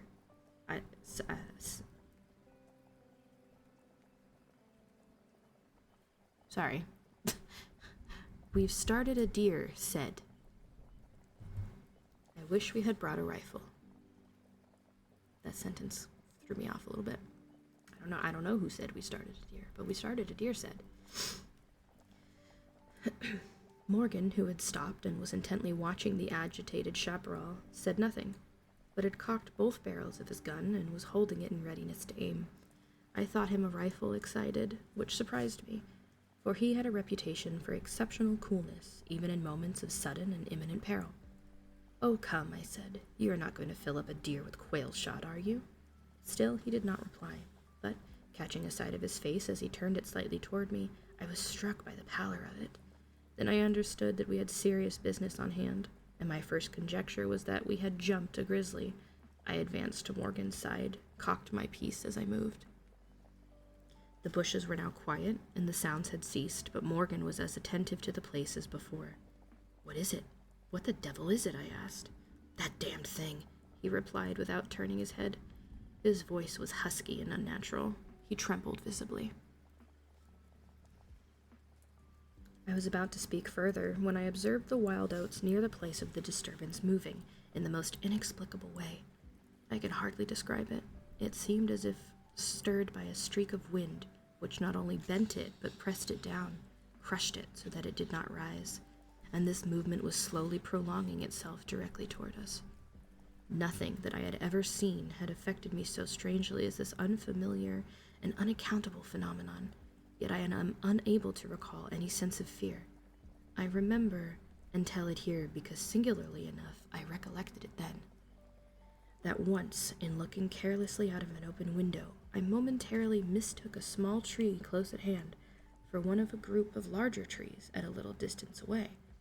It looked the same size as the others, but being more distinctly and sharply defined in mass and detail, seemed out of harmony with them. It was a mere falsification of the law of aerial perspective, but it startled, almost terrified me.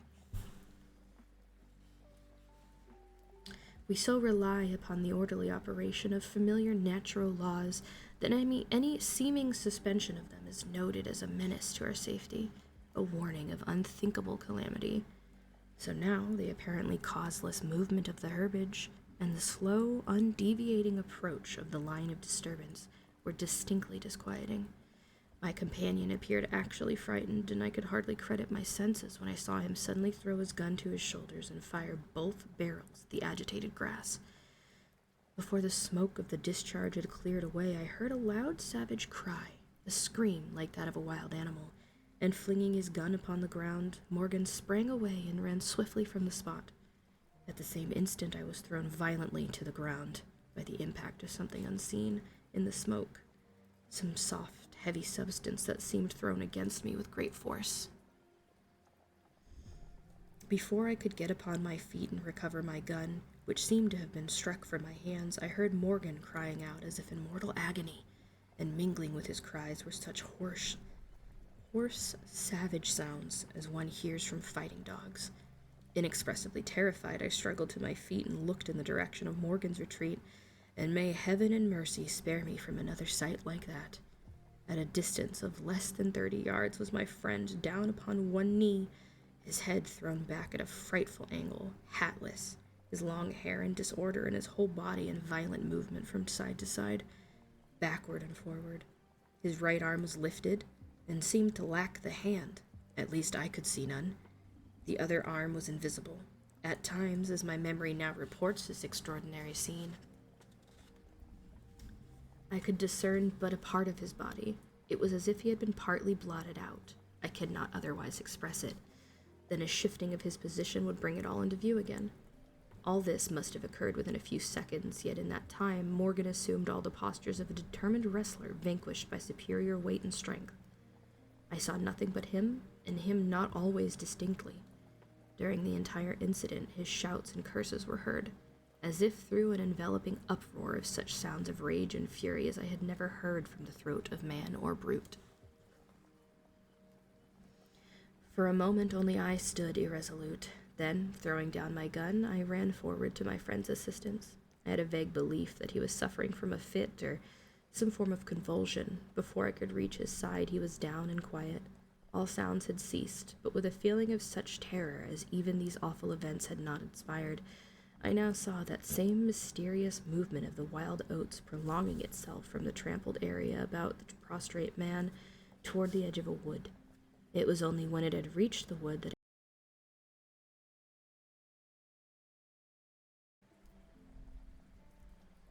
Am I back?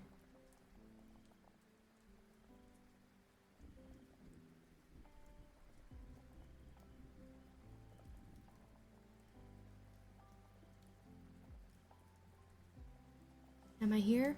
Did I come back? How long was I gone? Okay. I was just minding my own business, and then it was like, OBS disconnected, and I was like, oh. Okay. The recording will still have my story uninterrupted. Okay, cool. Let me see where I left off.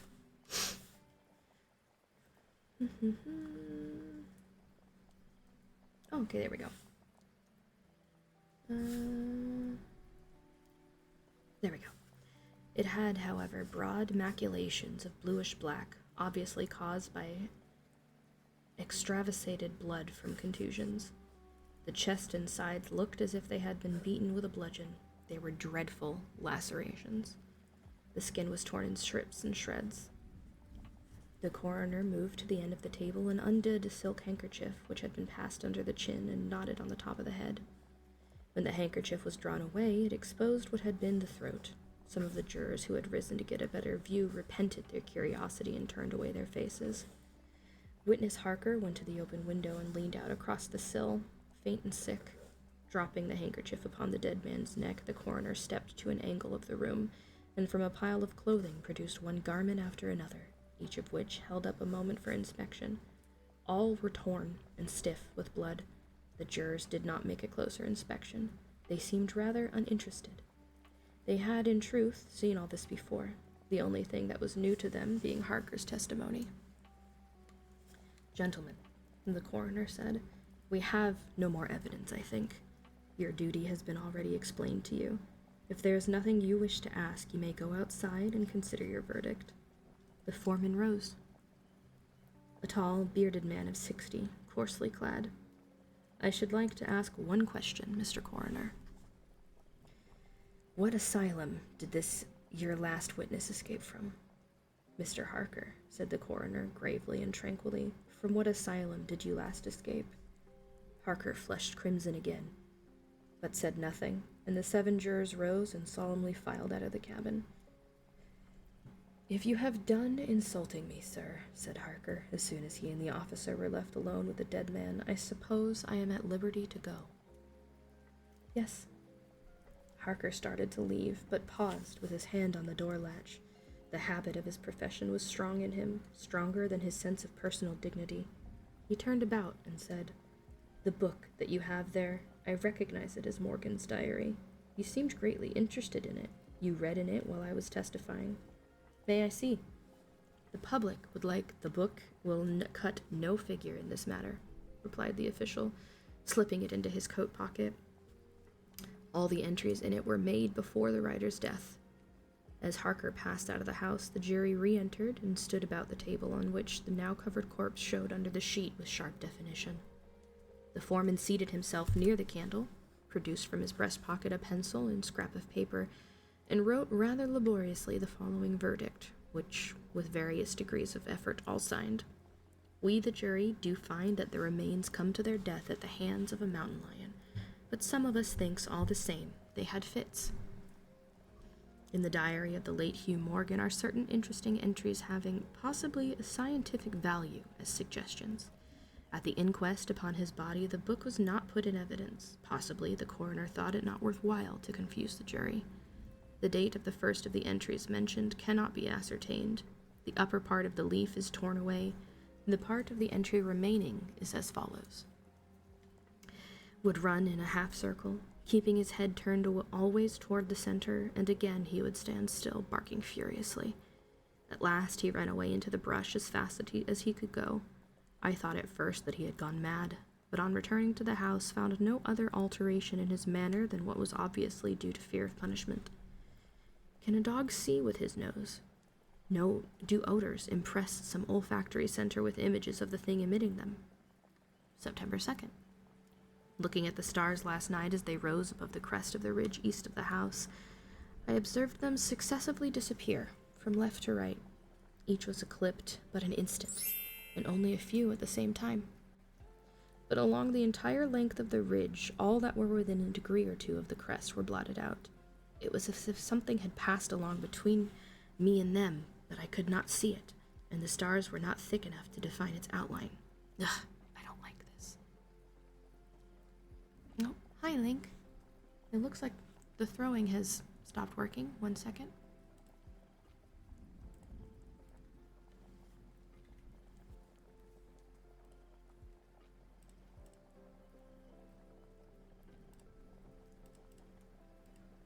Here, I might have to disconnect and reconnect.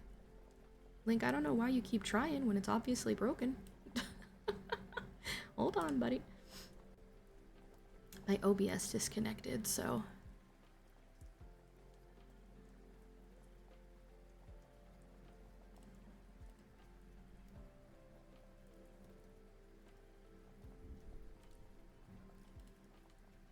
Okay, it should hopefully work now.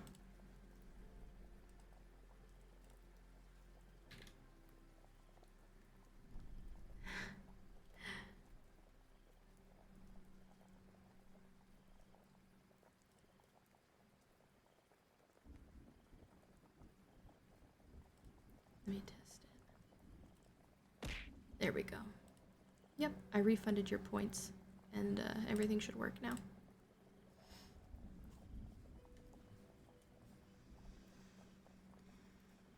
Several weeks' entries are missing. 3 leaves being torn from the book.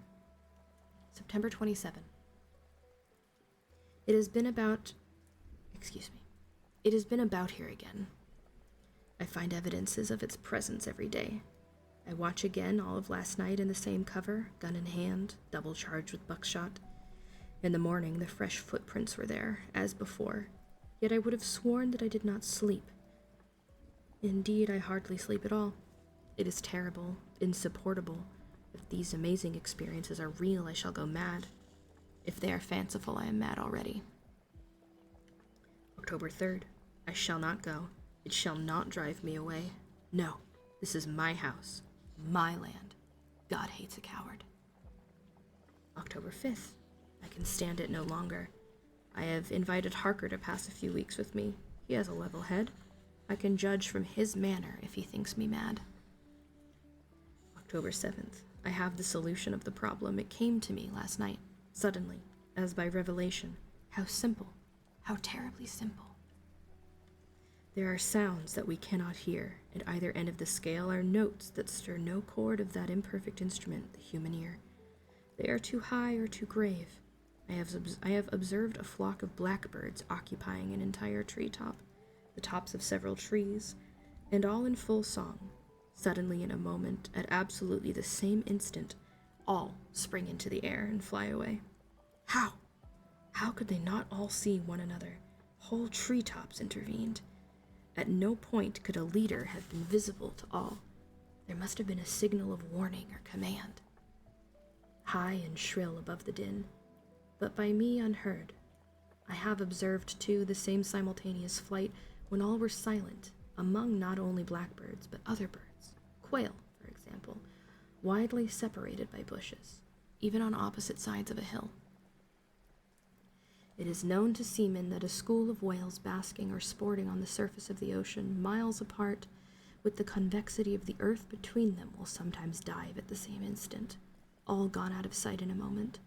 The signal has been sounded, too grave for the ear of the sailor at the masthead and his comrades on the deck, who nevertheless feel its vibrations in the ship as the stones of a cathedral are stirred by the bass of the organ. As with sounds, so with colors. At each end of the solar spectrum, the chemist can detect the presence of what are known as actinic rays. They represent colors, integral colors in the composition of light, which we are unable to discern. The human eye is an imperfect instrument, its range but a few octaves of the real chromatic scale. I am not mad. There are colors that we cannot see, and God help me, the damned thing is of such a color.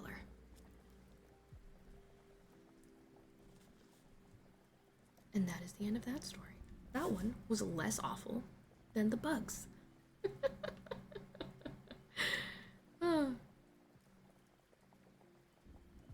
How do we feel about today's experiment, chat? Aside from the bugs. How was the Am I the Asshole reading? I loved getting y'all's input on that. How was the ASMR of the... Minus the bugs, yeah. How's the ASMR of the story reading been? I need a bookmark so I don't lose my place. I think I would like to transition to some art. I do still have those emotes to work on. But I fully enjoyed that, actually. Aside from the bugs. Other than the bugs.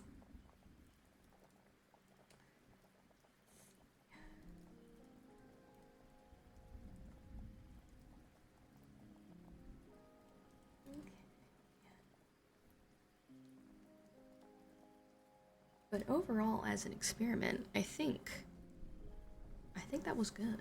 I really enjoyed that. Thank you, Smudge. Thank you, Smudge and Phoenix, for still being here, and Link, and anybody else who might be lurking out there. I appreciate y'all. We will keep the vibes. We're going to keep the chill vibes, but we're going to transition to art so that you guys can have something fun to watch on the screen. So again, warning in advance, I will be throwing on my BRB screen, and I will be running an ad. Hi, Kai! So please prepare your volume for the fact that those things will be loud. And I will be back with my tablet open and the art prepared. So please give me a few moments. I shall return. Once again, warning for volume change. I'm going to run an ad and my clip show for my BRB screen. I'll be right back in a few minutes.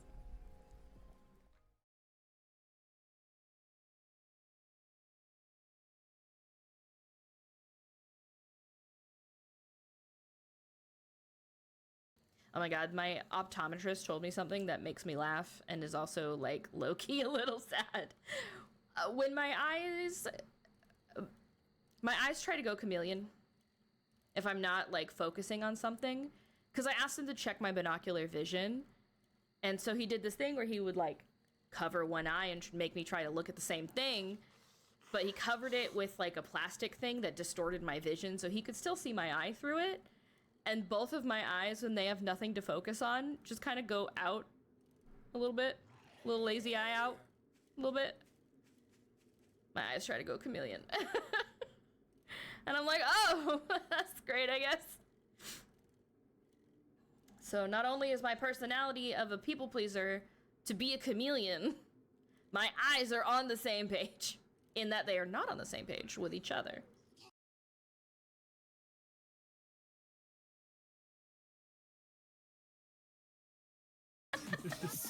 Just absolute chaos. Oh, I love that Heart's like short. It's cute. Yeah. That's cute. Alright, we gotta Oh, go bring terminal. Hibiki. Okay, cool. Come on. What? Take the turn. This is the best part about multiplayer. Just doing everything. Just people everywhere. Yeah. It adds a new element to this game that you didn't know it needed until you play with it.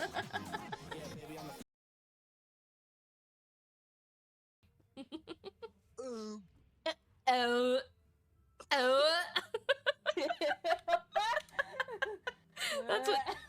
That's what you sounded like. Oh.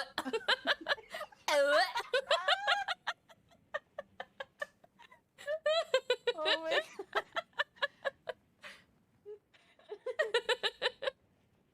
Sound like one of those grown tube things. Yeah, that's what you sounded like. Oh my god.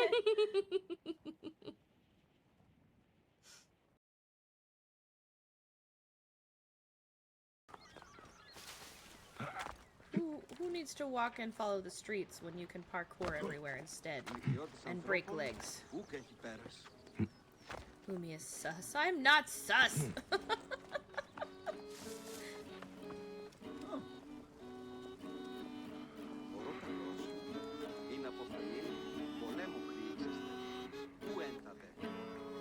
Having a dance party.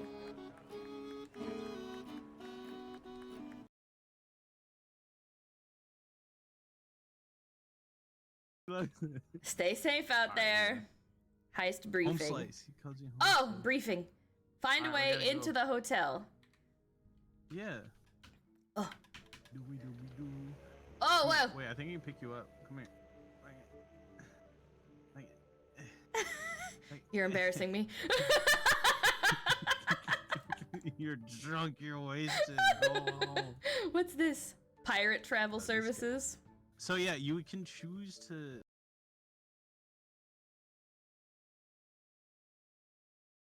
TV time is over. Let me. What? All right.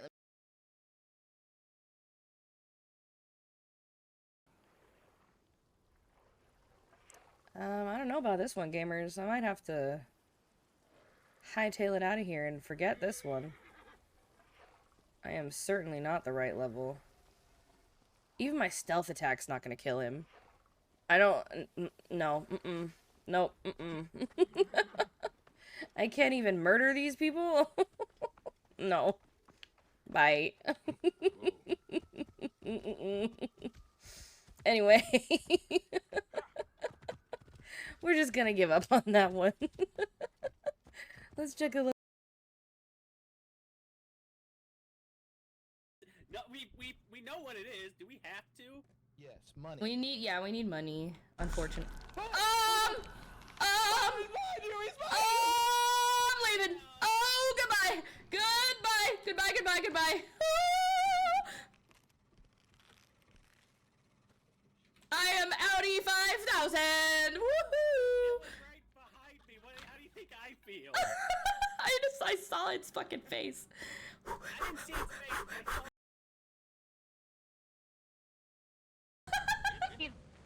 He's blue this time. Yeah. Oh, there's another one. Hey, yo, what's good? You got two of them. Oh, it's a rickety bridge. Hey, yo! Oh! Yo! Hey, yo! Yo!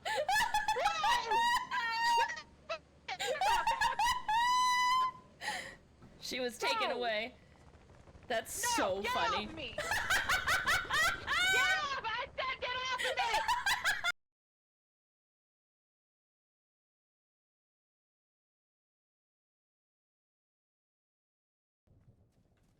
People on me! People on me! Oh shit, titties! Coming? I'm already towards the vault.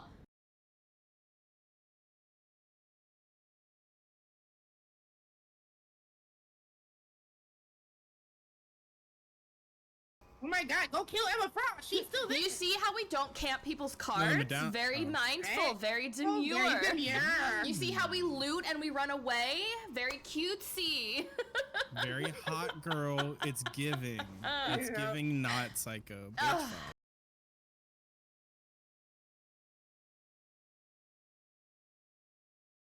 To report to Cap America. Capybara. know who I'm reporting to. Cat blueberries. Capybara. If you If like pina colada, I don't because it's coconut. I'm getting caught in the rain. If you're not into yoga, Pilates is better, and you have half a brain.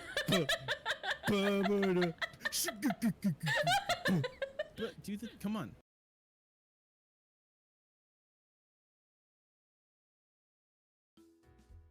Lumi dies live on stream.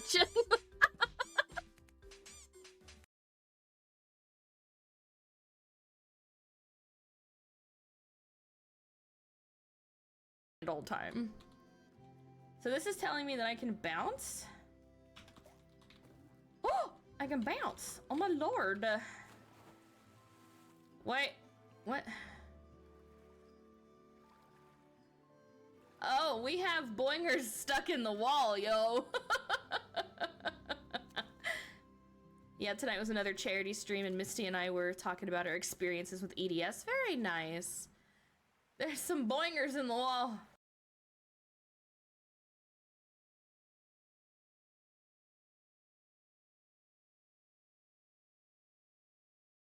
Coming up to you.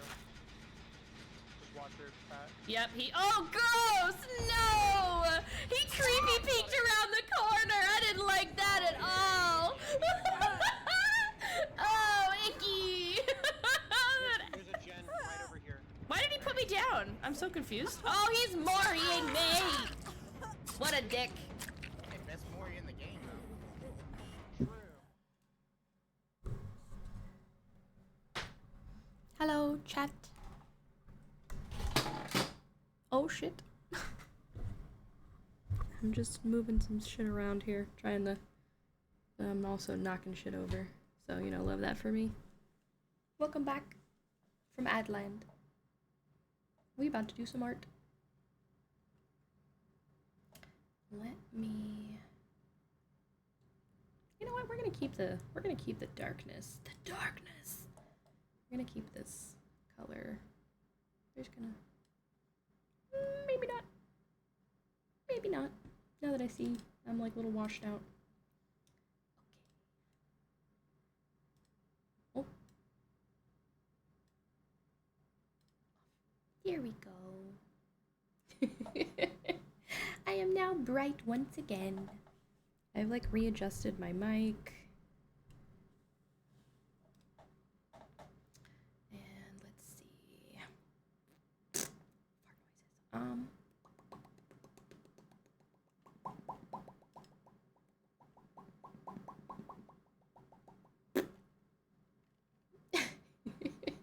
Smudge, the only one winning any of this. This is great. Okay, so I got some new brushes, and I wonder if I can make like a new pen folder. Pencil. Oh no, here we go. Okay.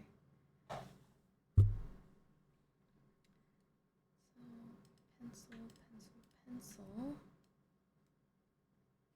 Where's my mouse? There it is. Boop. I like. Okay.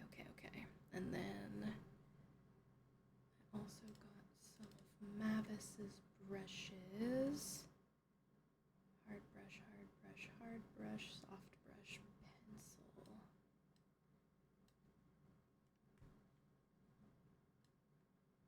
So those are Mavis's pencils. And then, oh, that's cute, little moon. Oh, I love her. And then we'll say pen. We'll call these pens. Well, she calls them brushes. Maybe if we...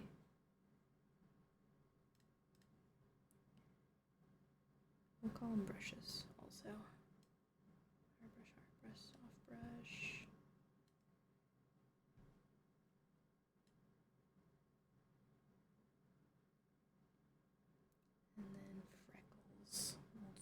put that in airbrush.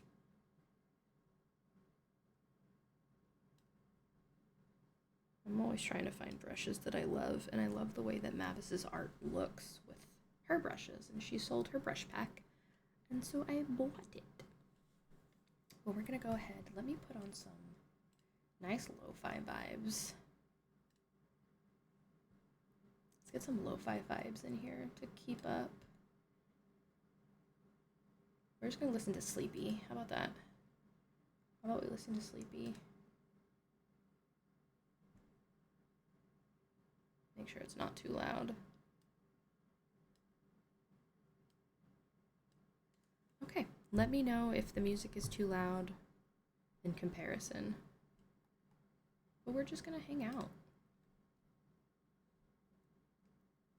I'll let the Discord know.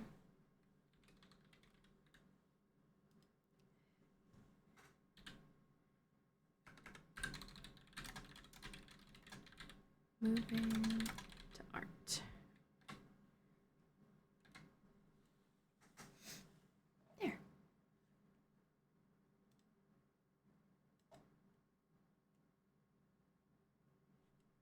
Okay. Let me get my emotes back open.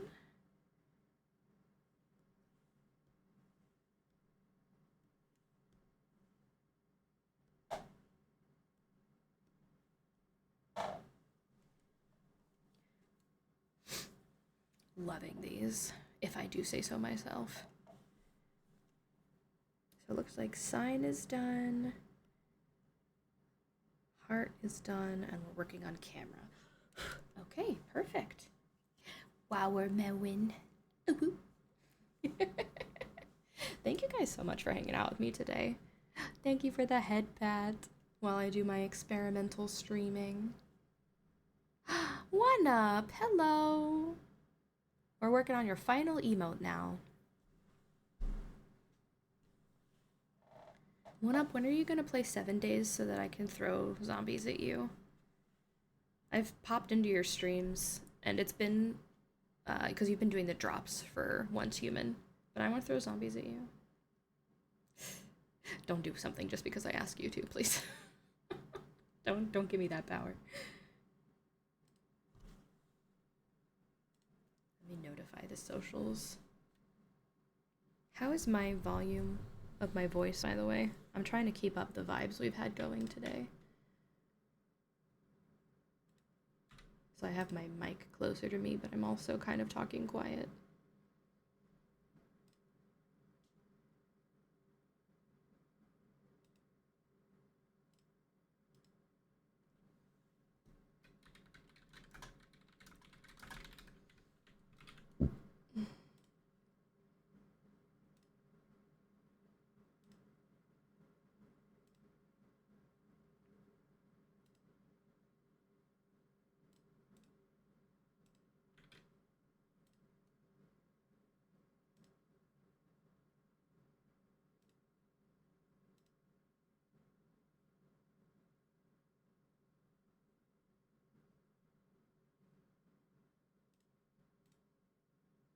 Okay.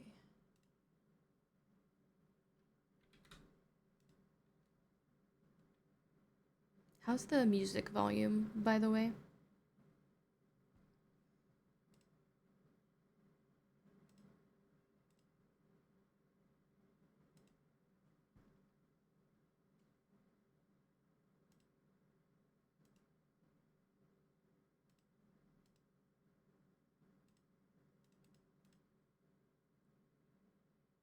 Awesome. Thank you, Smudge.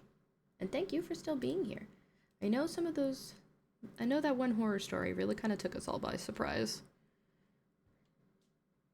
So, thanks for sticking it out. Okay.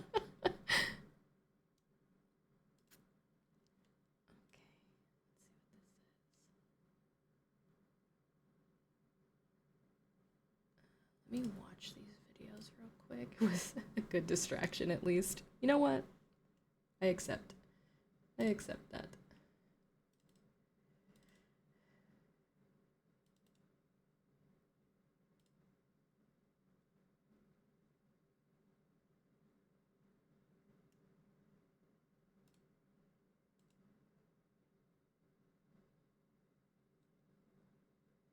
I'm doing pretty damn good. Honestly, it's been a rough couple of days with sleep, but I finally got some sleep. And so I'm feeling a lot better today. And today is a work from home day, and I don't have any cooking to do.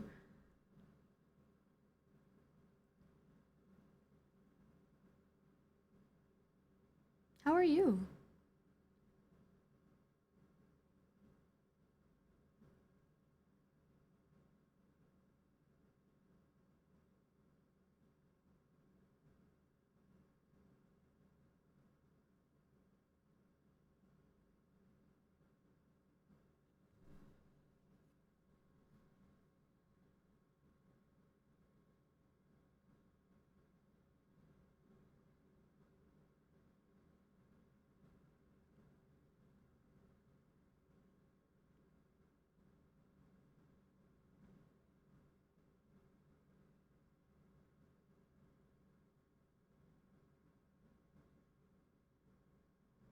I'm watching a tutorial on the new pens I just downloaded. Please hold.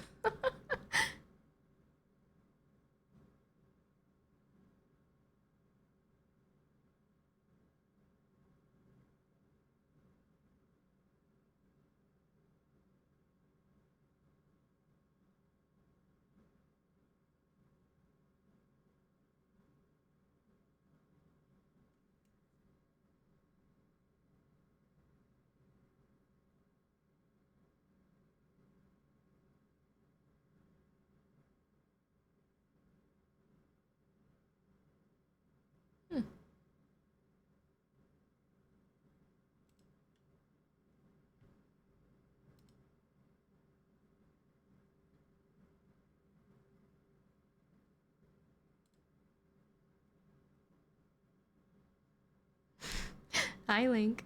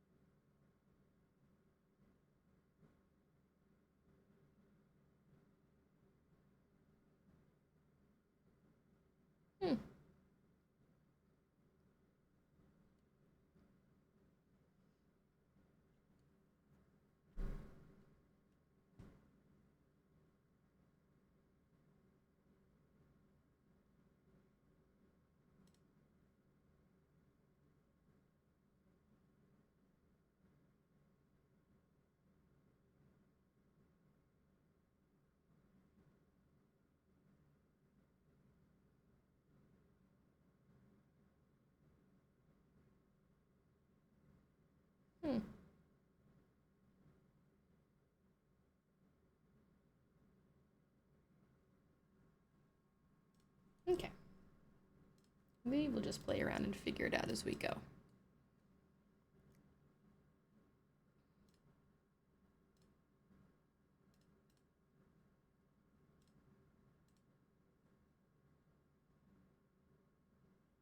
Where's my pen? There it is. Okay. Let me move the mouse or the mic a little bit. Move this a little bit. Okay.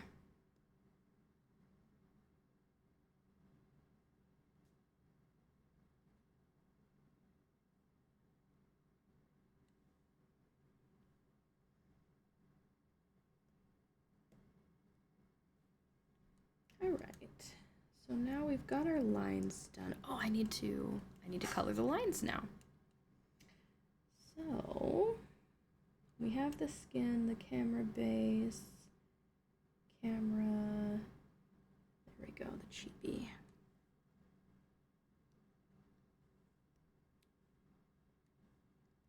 Lock. And away we go.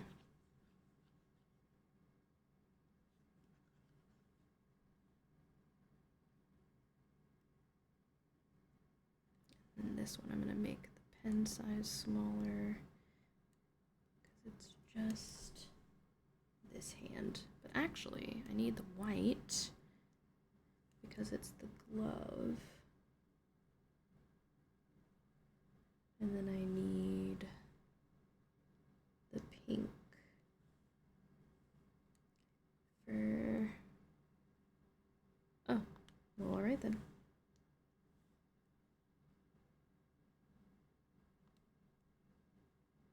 then. Oh, no, see, now I'm running into the camera itself. Gotta be careful with that.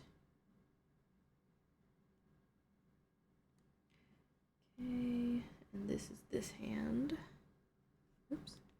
Alpha lock. Alpha lock is important, chat. Otherwise, you're just gonna be blobbing all over everything. Oh yeah, let me change the background color.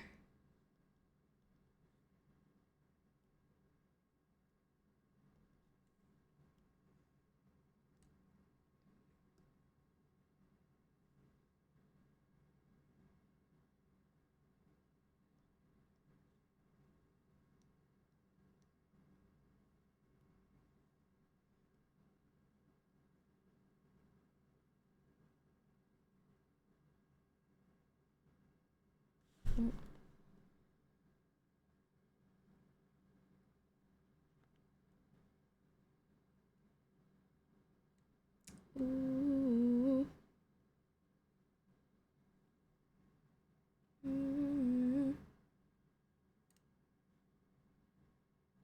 Okay, where's the arm? It's on this one, okay. Oh, I need to draw her sleeve, okay.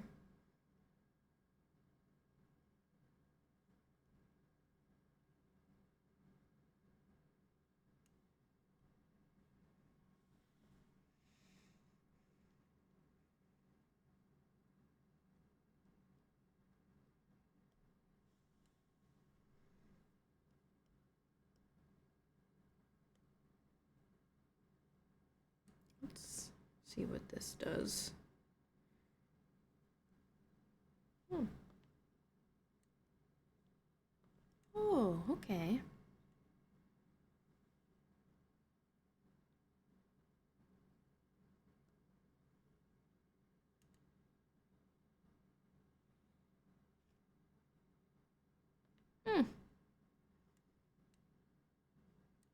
Very well, I don't want to suddenly be drawing in a different pen, but I definitely need to practice with these.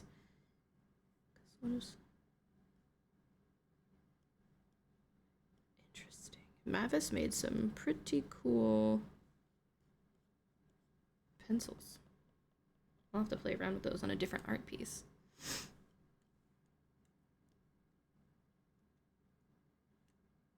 Because I've been using this puppy.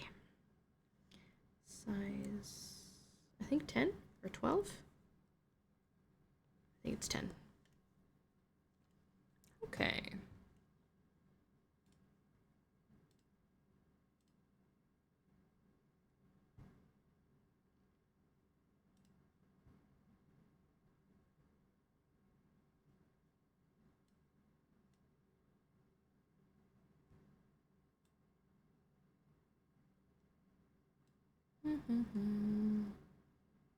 I'm getting hungry.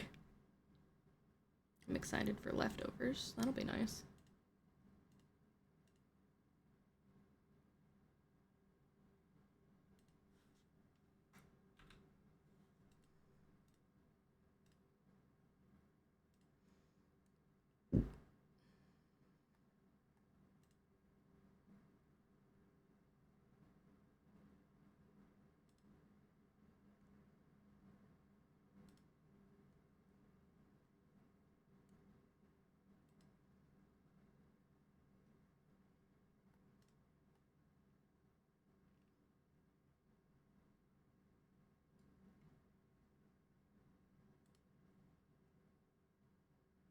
Hella vibin'. If y'all don't have a playlist of Sleepy Boy music on your Spotify, what are you even doing? You need to think about what you're doing.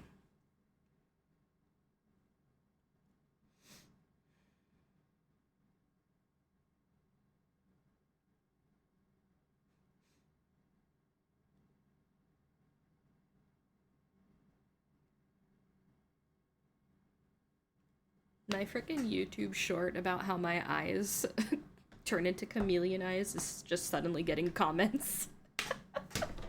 And I'm like, bruh. somebody told me in the comments that I had the Chibi Doki vision problem in real life. And somebody just told me disassociative vision. I'm being bullied.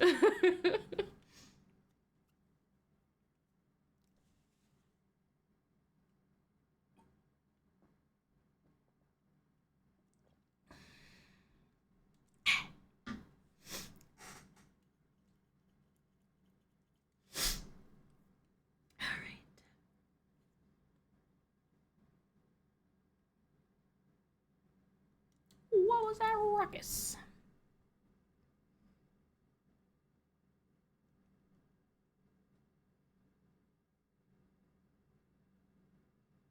Okay, so it looks like it's a white backpack, so that's easy enough. Oh, okay, I need to go and focus on what I was doing here in just a second.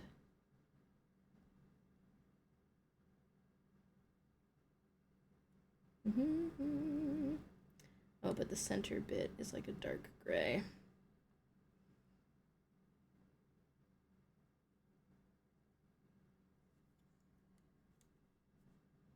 Here, let me actually make that a smidge darker for the outline.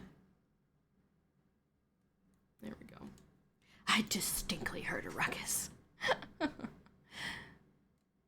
Thank you guys again for all of this support. Like, we got to 51 subs, and I'm mind blown. Like, that's wild. You guys, like, actually like me and stuff? What the heck? What the heck?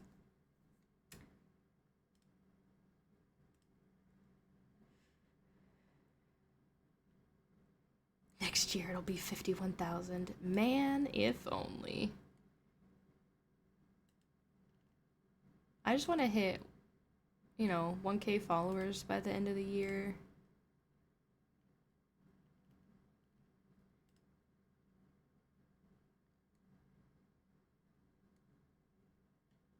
I'm almost there. I'm almost to 900. Then it's only up from there, baby.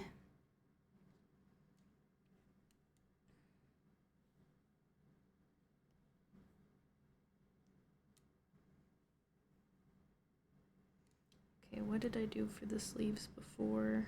Oh, they never really showed her sleeves. Okay. Are they puffy? Kind of.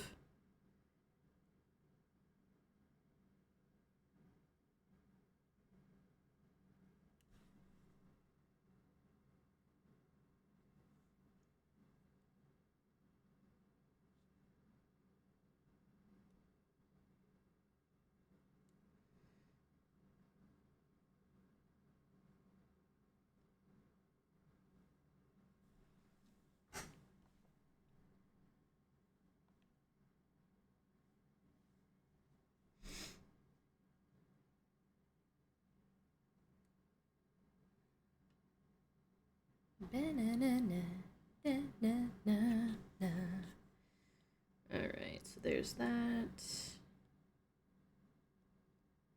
That was the backpack. That's that thing.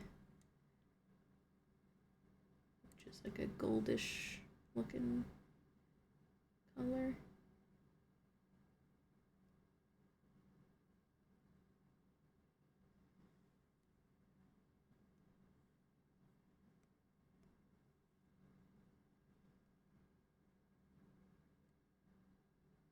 And then this, it must be, yeah, the cord.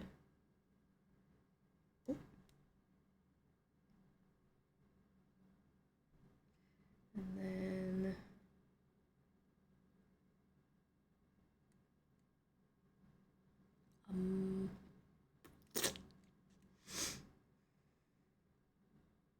yes, the zipper, which I think is just the same pink.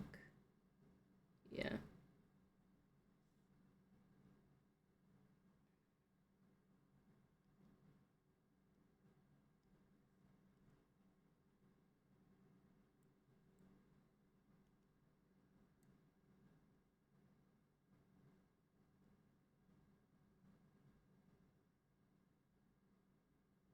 Here, I'll just make it match the Finky pink.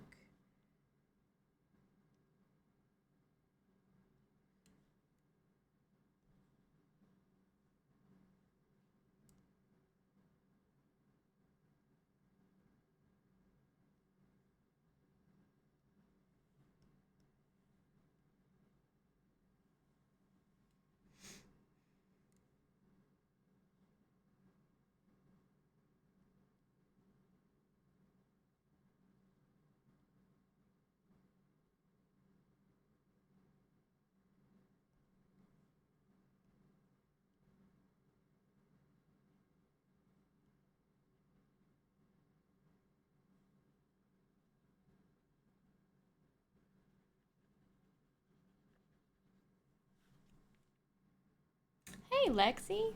How you doing? Welcome, welcome.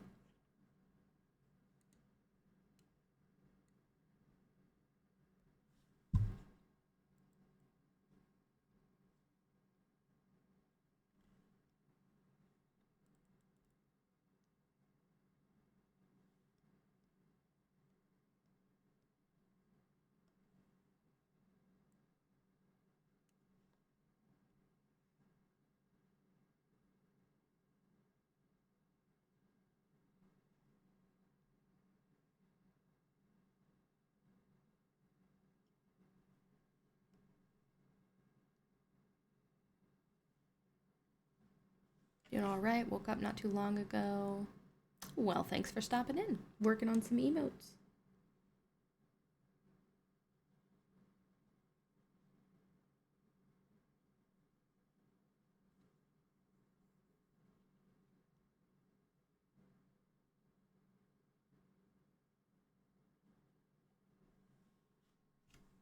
I need to not press so hard.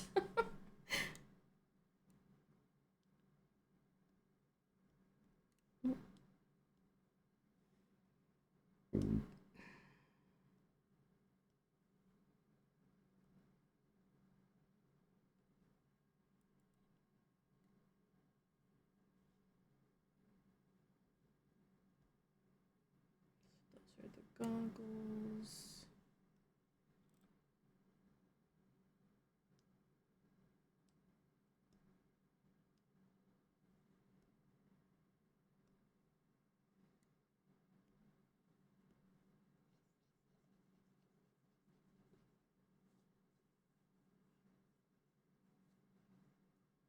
Nice. I've actually been working on setting my own VGen, so friends have been bugging to set one up. Nice.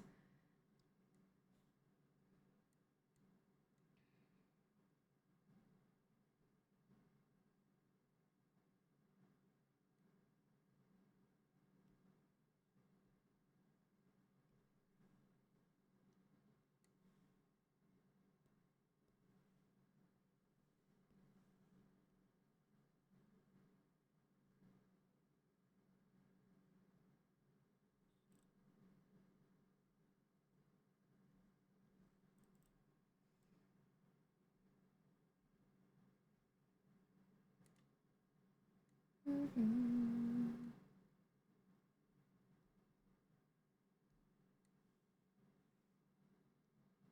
think I just made the mouth at the same. I did.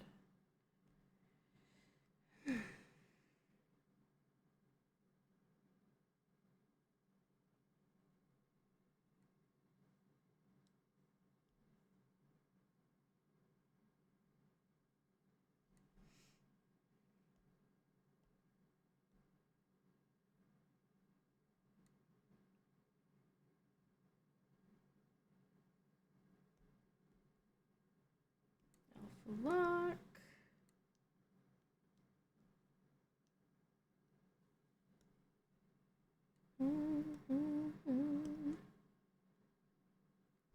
Sent me to. Okay. Mouse, where are you?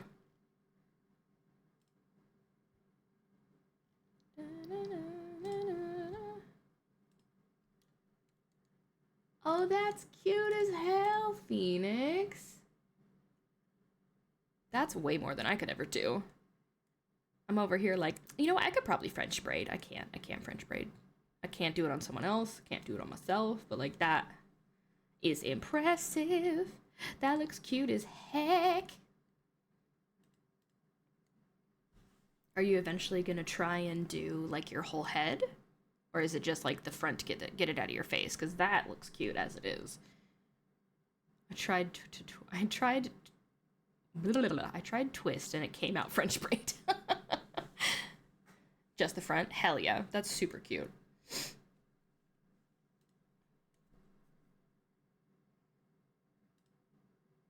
Your hair looks so, like, happy after your haircut. BT dubs. Like, looks super soft and shit.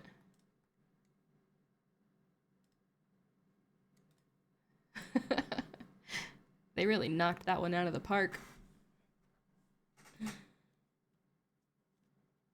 Oh, Oh, is it not like crunchy, or is it like crunchy but you have to break the cast?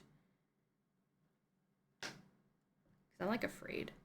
Like a light hold. Interesting.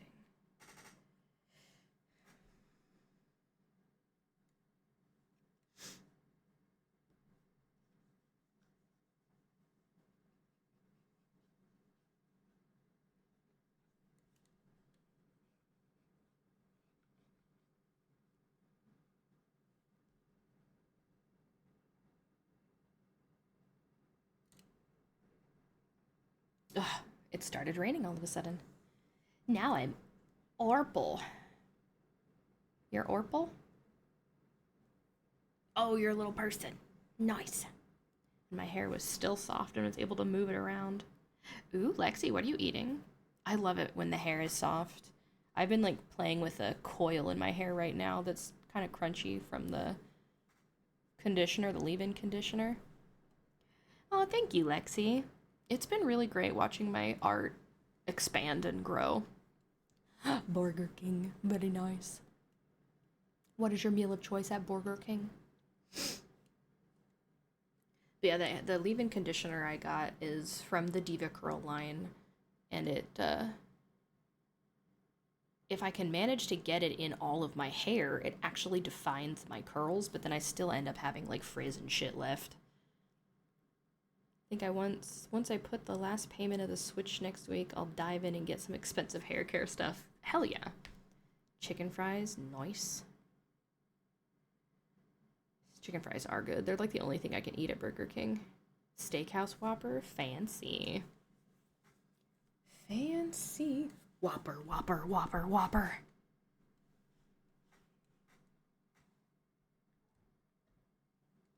Chicken and Whopper, chicken fries. Use the Redken for curls, plus Beyonce new secret line?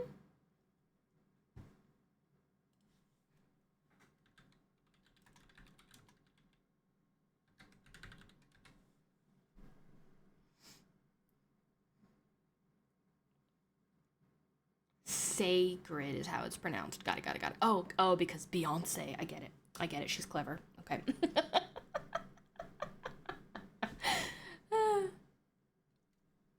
I got the big brain.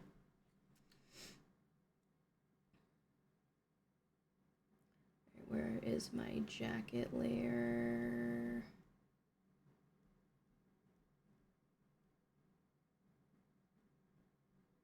This one.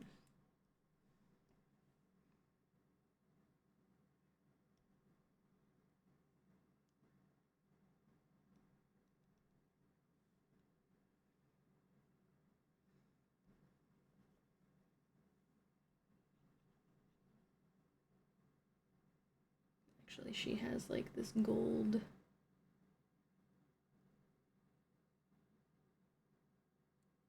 It's like a goldish.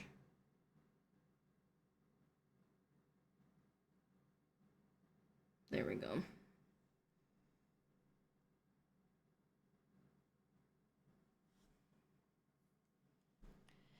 Been using Lush products for my hair. Nice. Hella nervous. The girl was super nice, and she literally talked to me step by step while doing my hair. I love that, actually.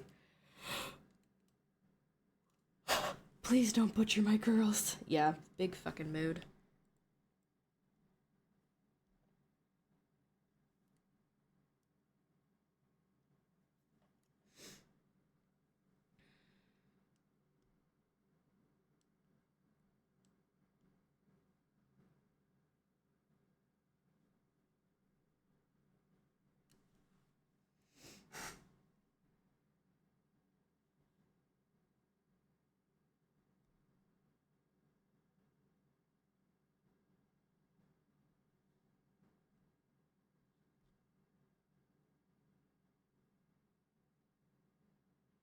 Now we're just gonna start erasing some of the crossover lines.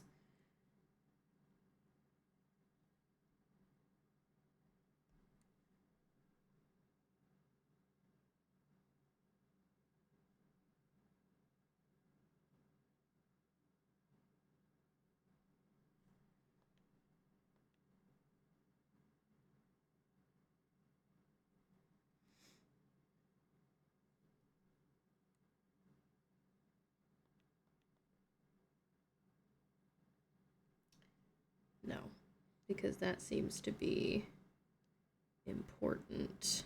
I will just do this. Extend it a little bit.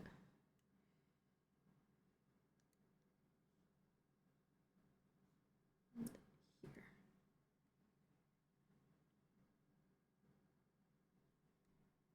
There we go.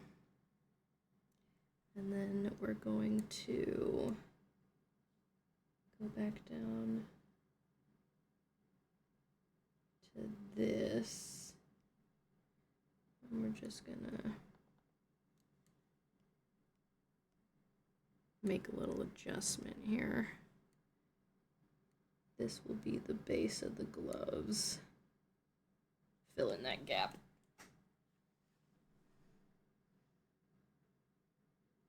I want to also try a line called Rizzo curls. Apparently it's for really thick curls. Ooh, my hair is like a plant. I need daily moisturizer.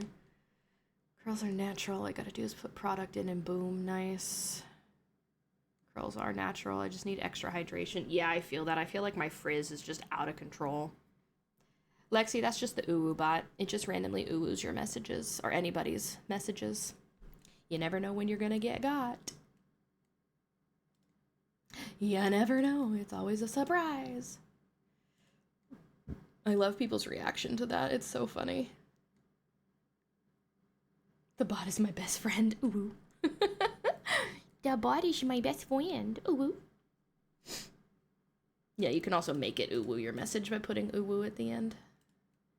It's just a fun little bot. Little guy. Just a fun little guy.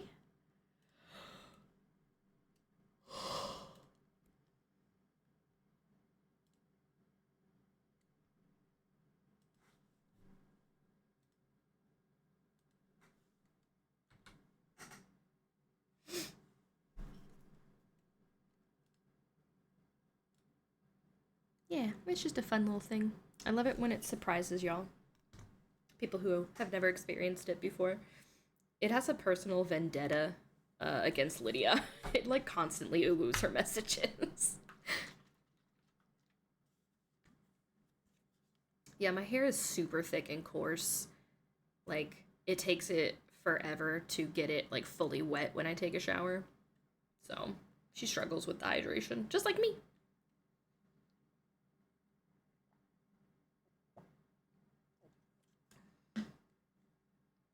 Told her I want blow dry when she... I don't want blow dry when she changes my color. Yeah. I don't blow dry my hair at all. I just let it air dry. I have a diffuser. I just don't use it. And I need to get heat protectant is what I need.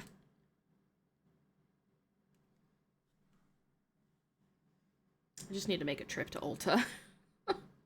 I'm running out of face wash. I'm running out of conditioner.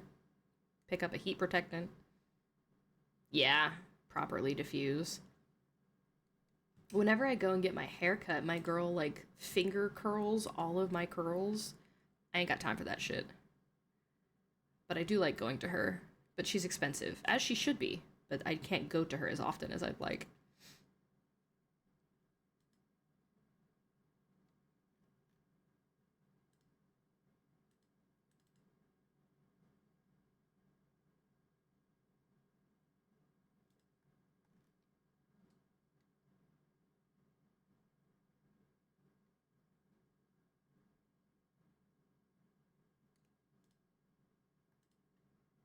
And it shouldn't even take long. My girl told me like 10 to 15 minutes tops. Nice.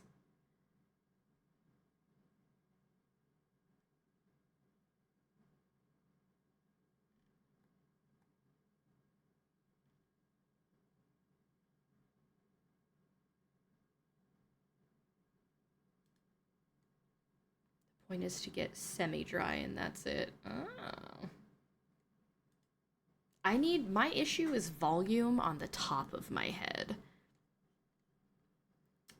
Like, I have volume in the length of my hair, no problem, but it's so heavy that it just is straight on top of my head, basically. So I need to find a good way to, like, get in there and prop it up. I know there's, like, clips and stuff that I can use, but I don't know, I just wish it would kind of do its thing on its own, you know? Diffuse upside down. Okay. Worth a shot. And put the clips in the top. I need to get the clips is what I need. Shopping list.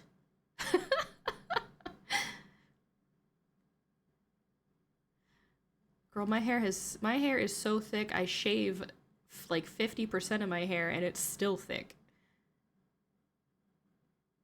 I have gone through so many phases. My hair has mostly been frizz my whole life.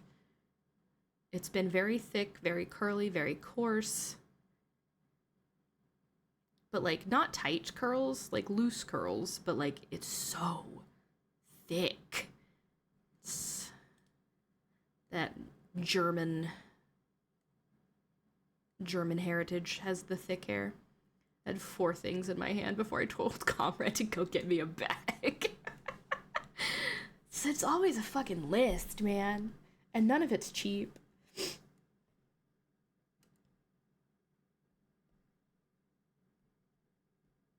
I am a bear.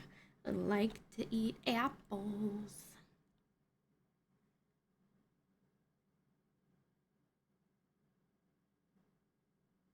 Burp, burp, burp.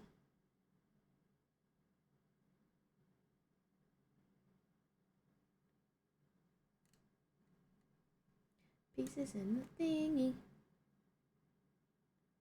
Pieces in the thingy. Pieces in the thingy.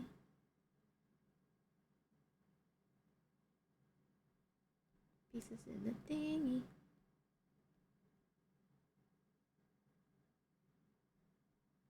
Da da da da da da da da.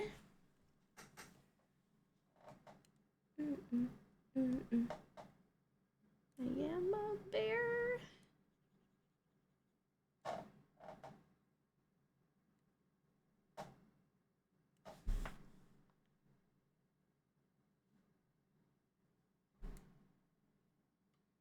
I literally grabbed the last thing of everything. Oh my god.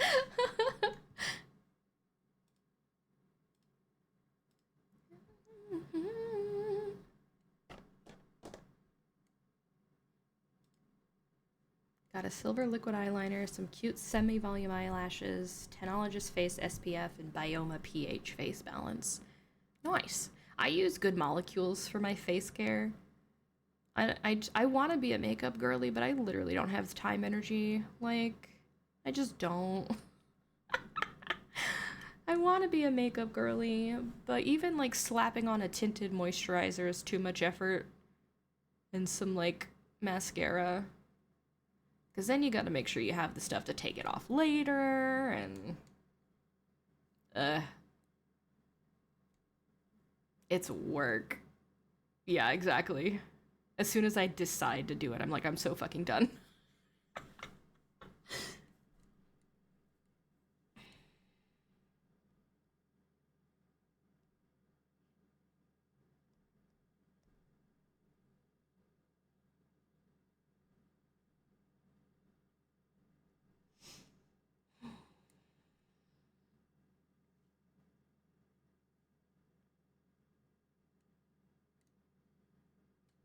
Okay, now it's time to name my layers, because I'll be lost and confused.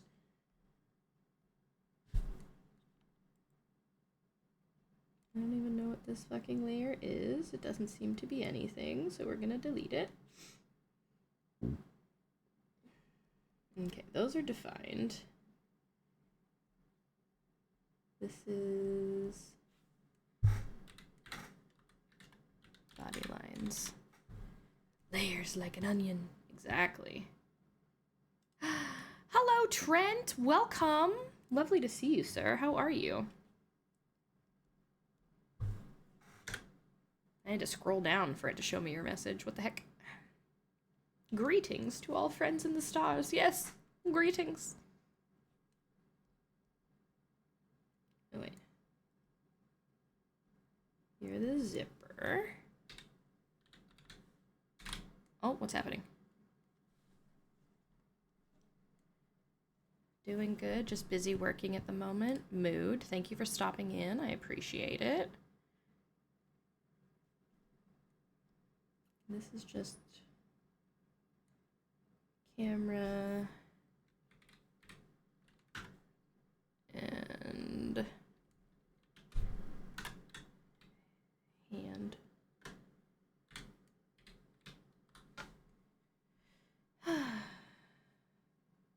Camera.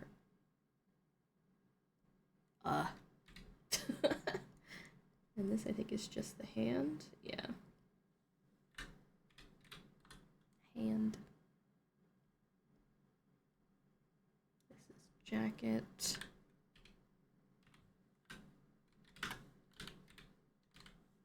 Be lurking in the meantime. But hope you're doing well. I am, and thank you for the lurk. I appreciate it. We're having a chill vibes day today. Your backpack. Backpack lines. Liners? Lines. There we go. I'm crying. I keep seeing those goal weight videos and someone said their goal weight is a string. I did, Trent. That one was beautiful and exactly my colors. Thank you so much. I love space pictures, especially high quality ones.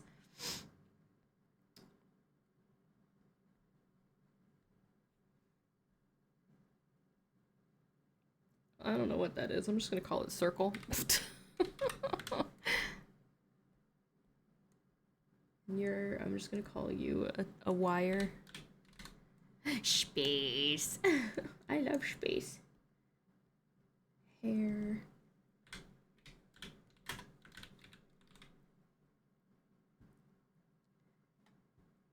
Where is my fucking mouse? There it is. I want people to tell me to get indoors because it's windy and they're afraid I'll fly away. Me. Thank you for the lurk, sir. I appreciate it.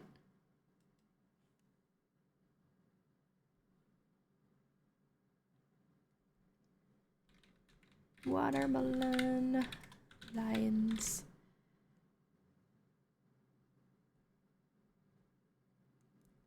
Fingies. Lines.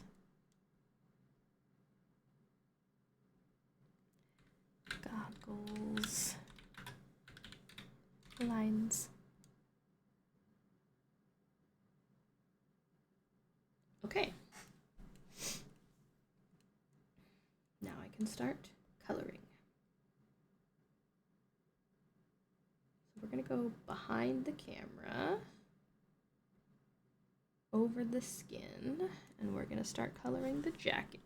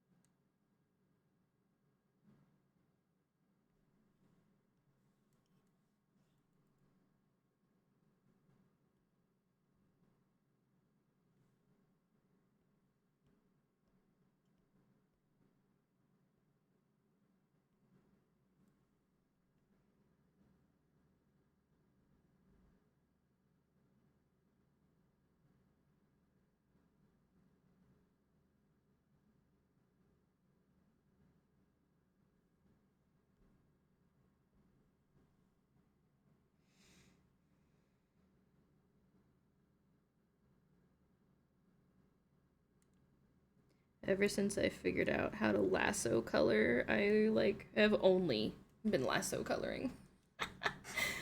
Specifically lasso coloring. Because I kind of love it.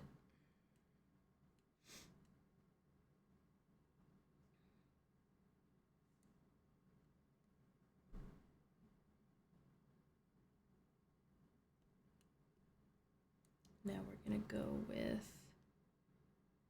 white for the gloves.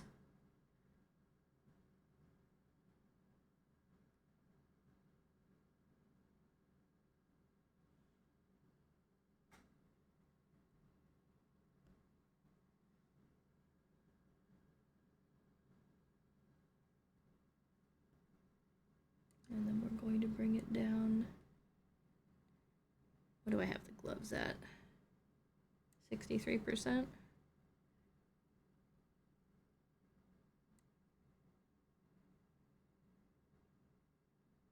Bring it down to 60.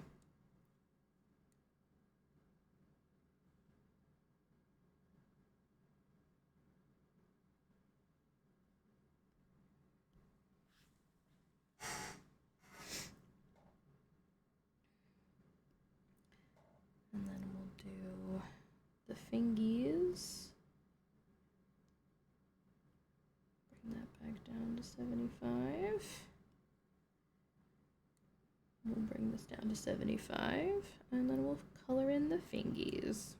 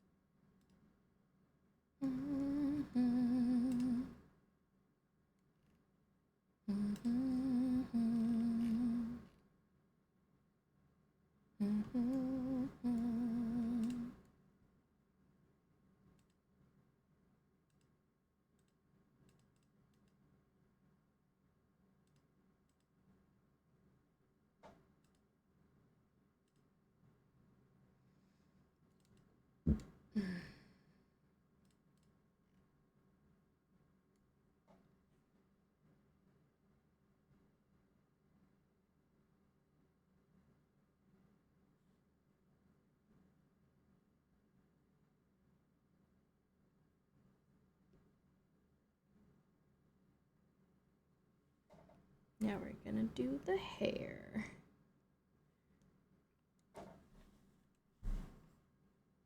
We have an ad starting in about 2 minutes.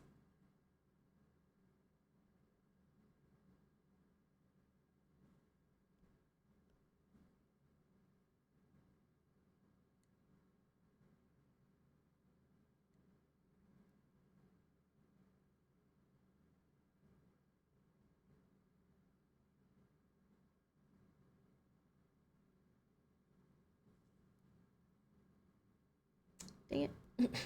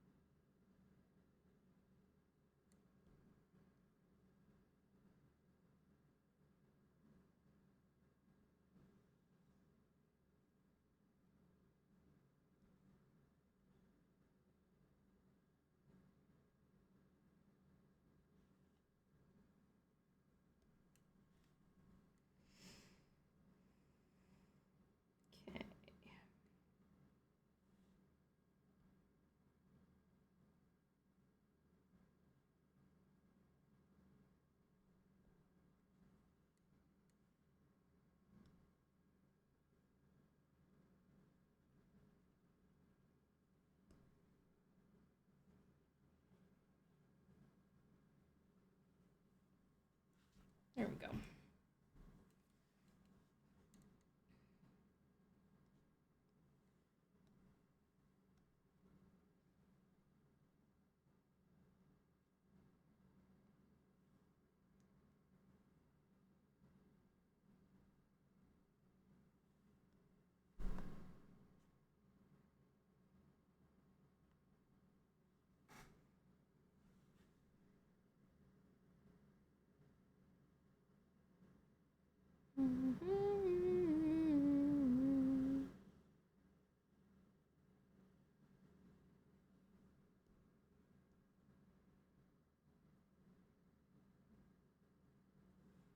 I have it set to 74.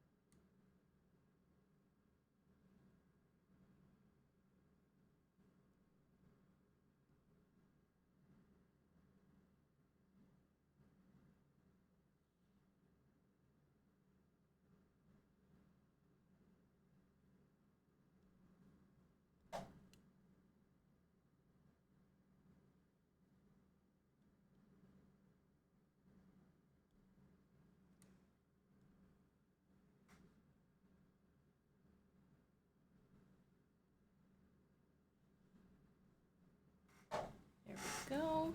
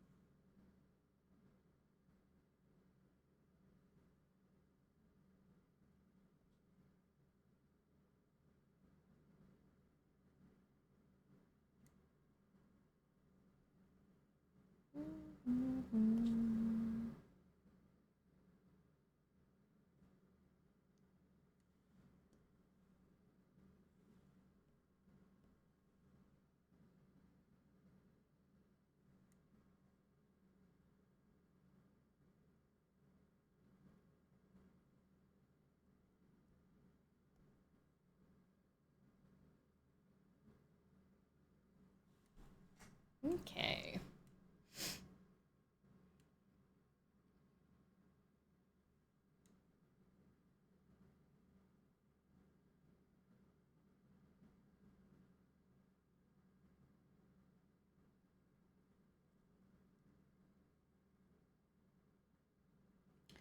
Did I get any close-ups of the backpack straps? No, I did not. Okay.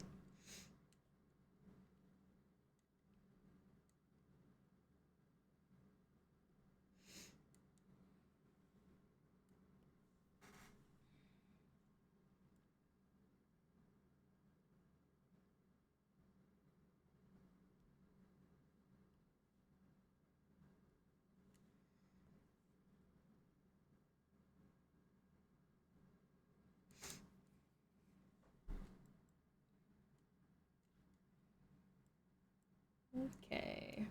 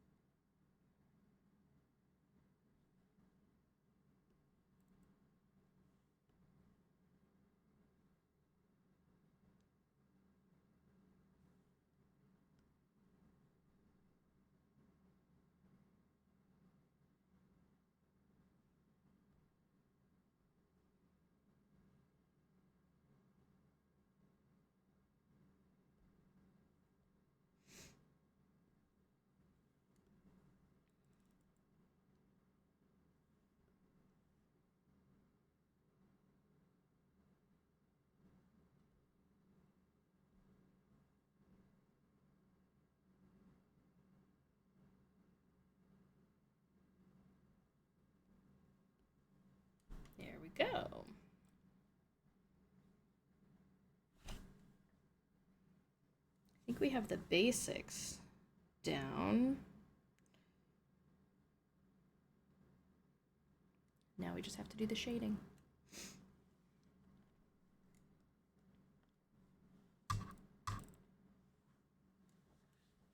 Oh yeah, that's right, her eyes.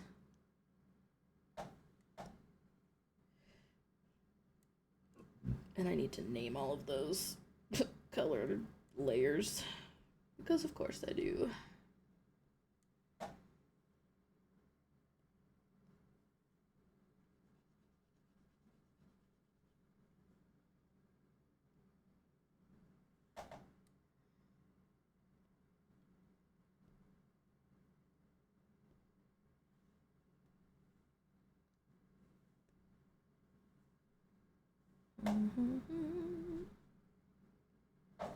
Nope, too big.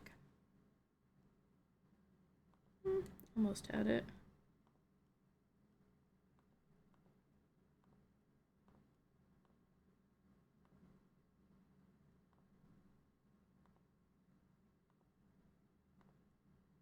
There we go.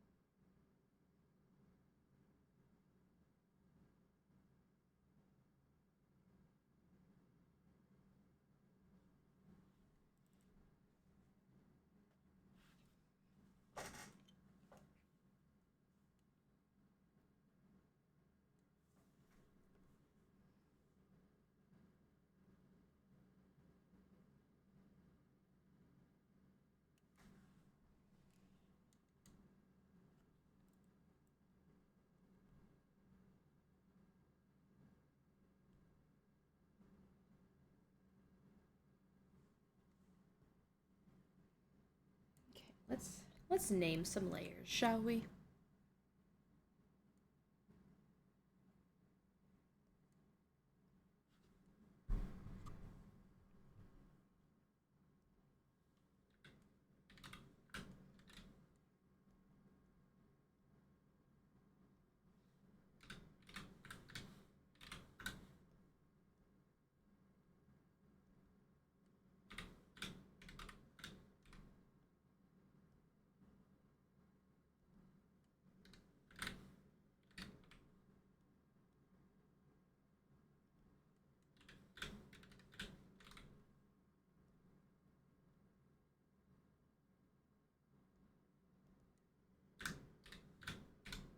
Cheese.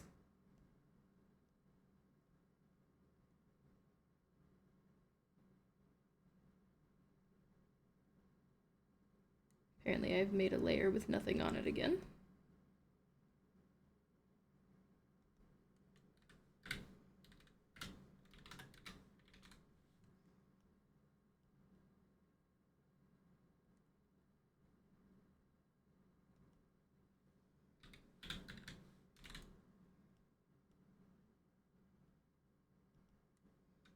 Oops. Watermelon. Red.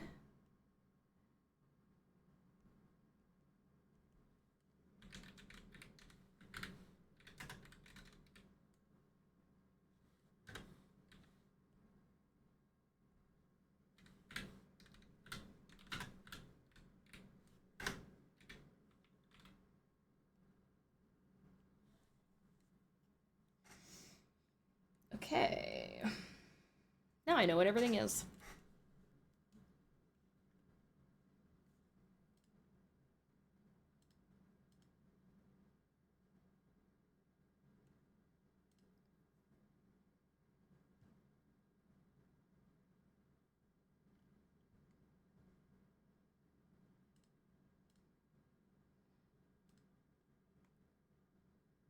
Beady beam, beam, beady deem.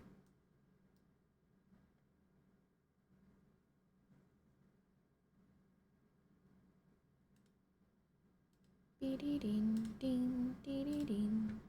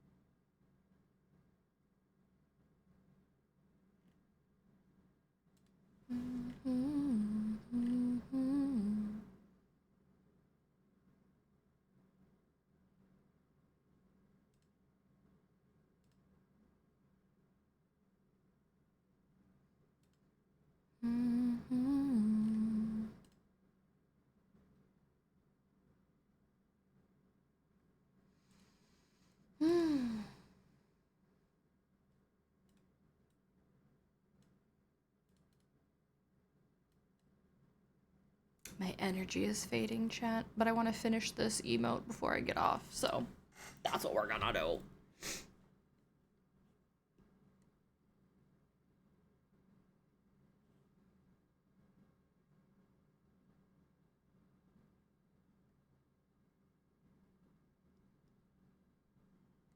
Actually,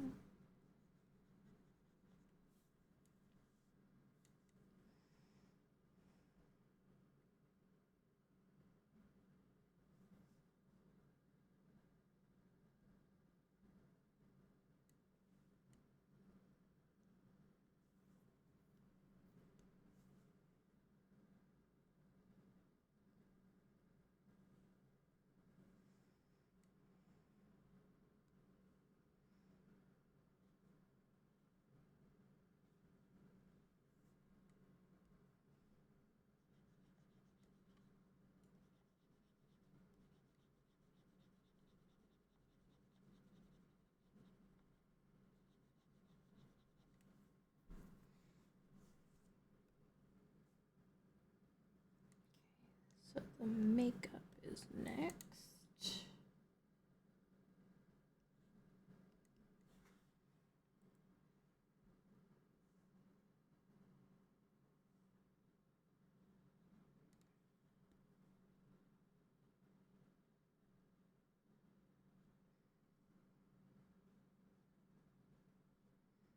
Because it's, yeah, and then it's that brownish.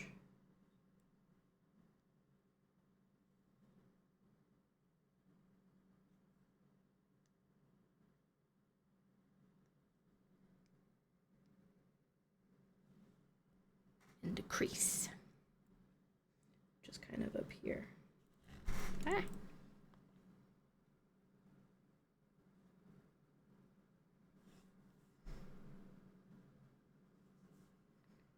And then we blend.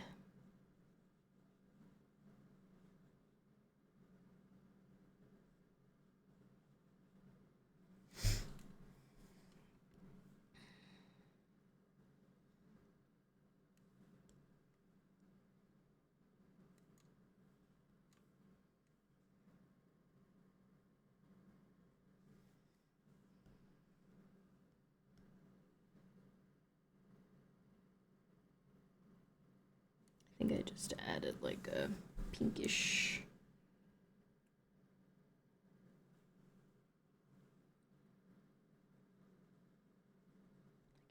middle, and blended that out. And then a whitish.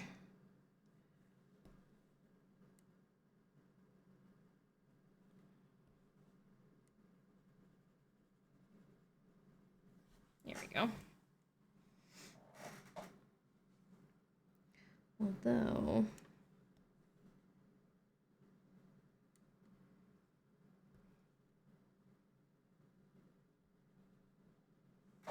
there we go.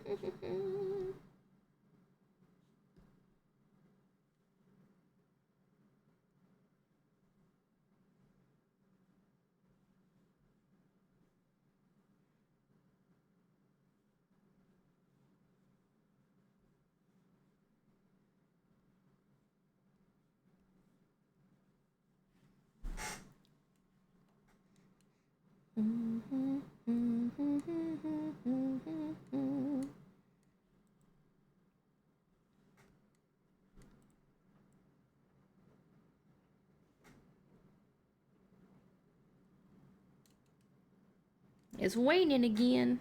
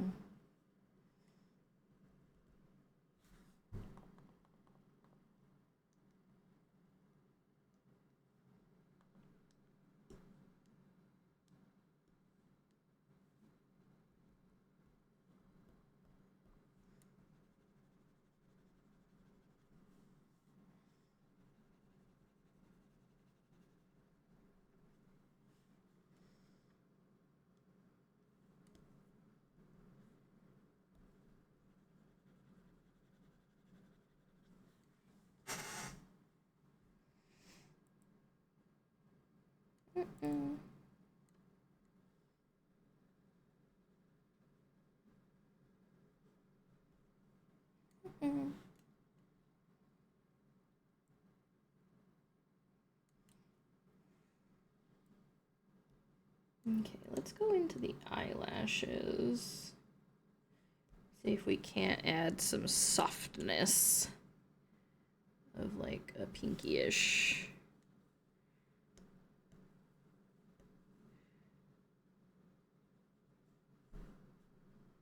Too concentrated. Oh wait. Helps if I am on the correct layer everywhere I go.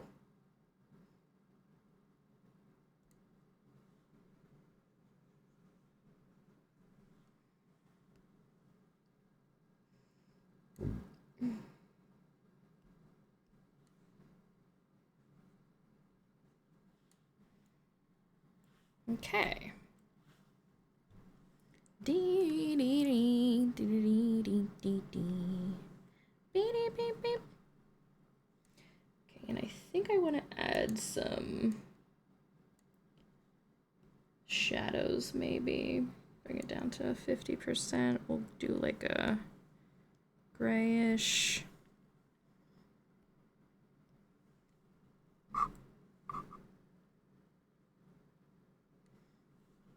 Actually, I don't hate that at all, that I just did. Okay, so we're putting this below the eyelashes and the highlights. And we're like 58%ing that shit.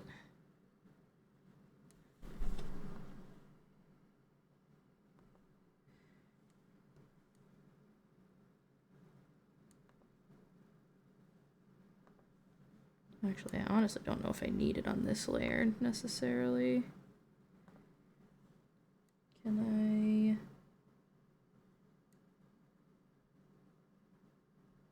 I? Okay, if I did this.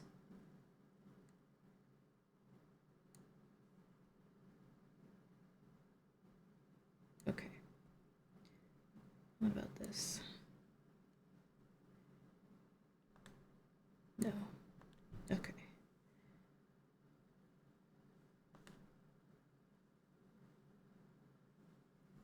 Oh, did we run out of sleepy music? See if I can blend these edges down.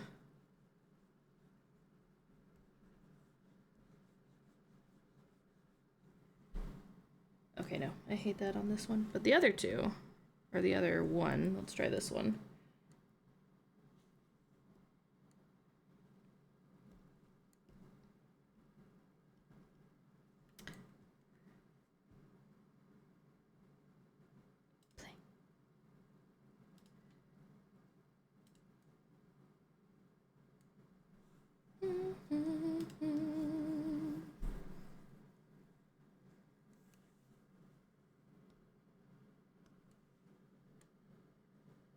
Oops.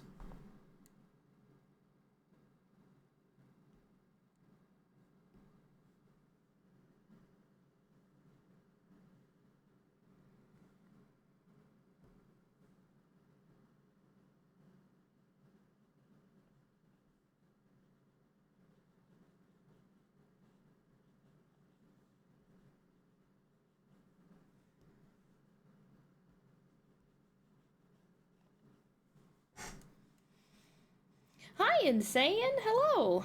Welcome, welcome.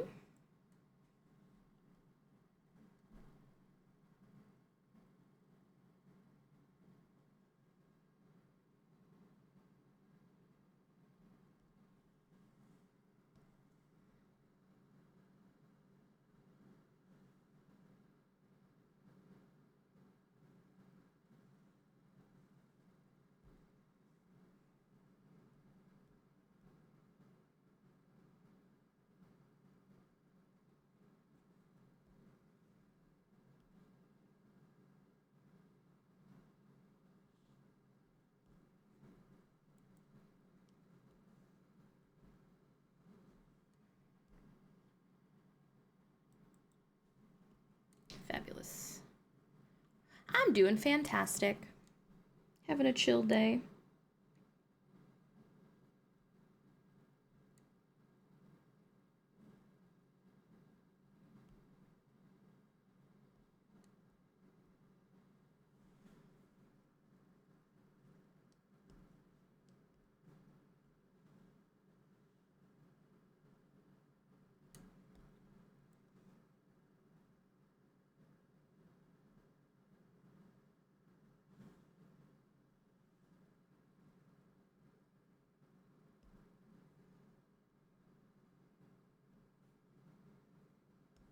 There we go.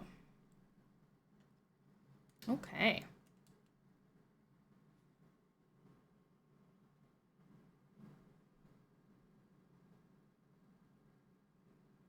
Let's see if we can add some texture to this. We'll use one of those textured things that Mavis added. Do a soft shadow. And we'll just...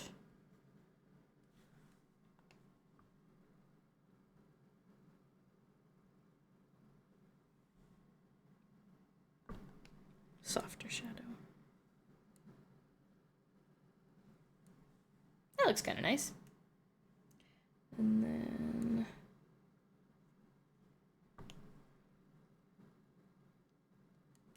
make this one a smidge darker.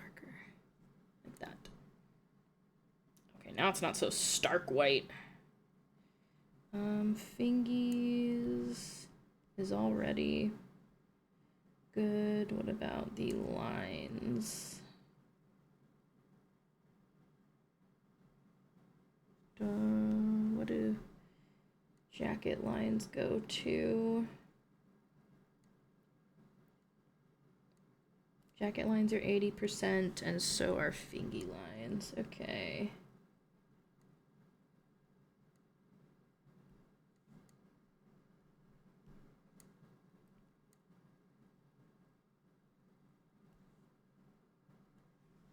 There we go.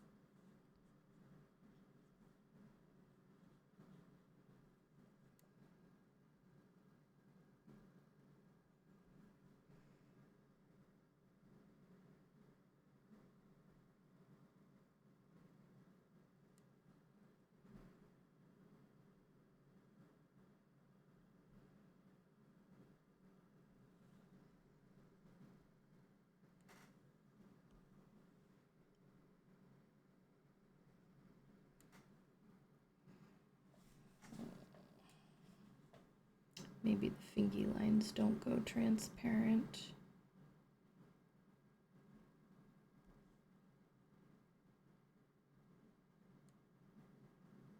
That might be the best bet.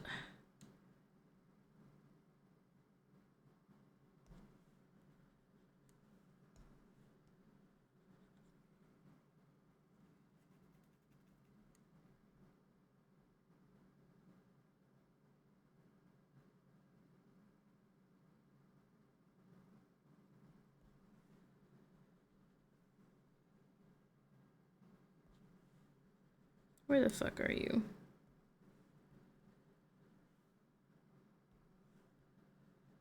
Why am I not erasing anything?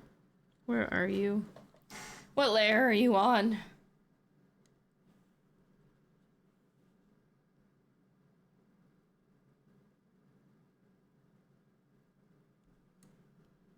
There we go.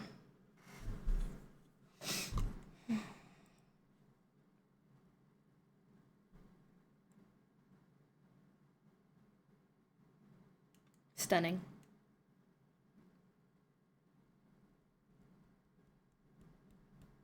Okay. Save. Save. Save.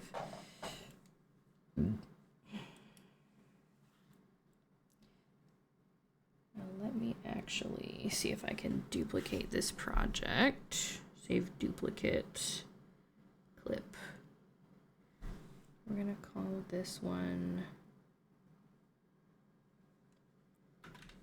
flat. Because I'm gonna shrink down all of the line work, but I want to be able to go back to it.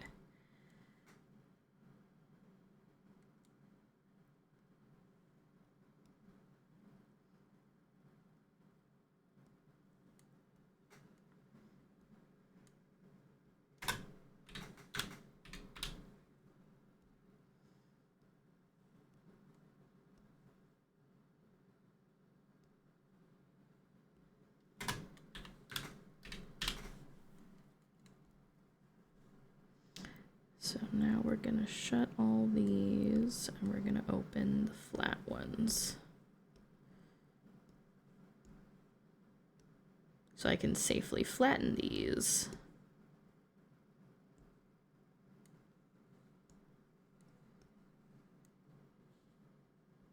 Because I want to try something. Shut up, Kelties. I ain't calling nobody flat.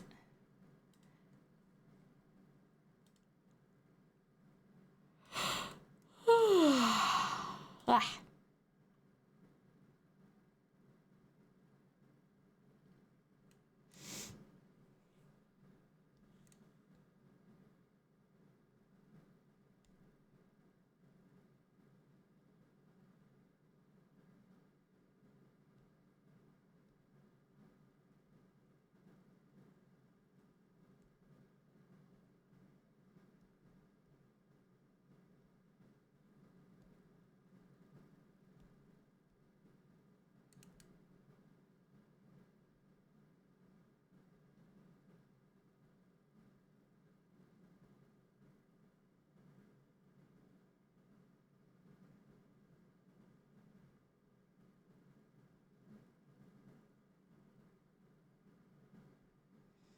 Okay.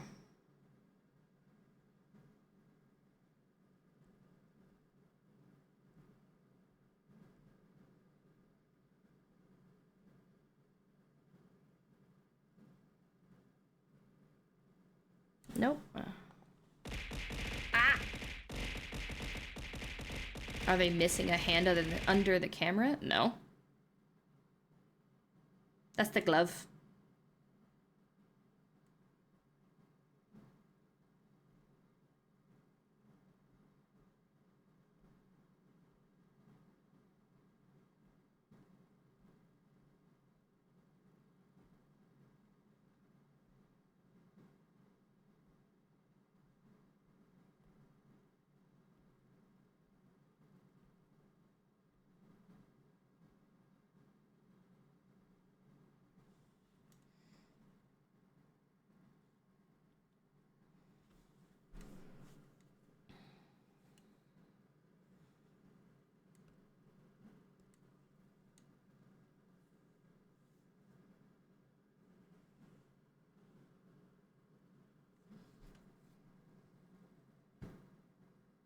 Pippa, hello.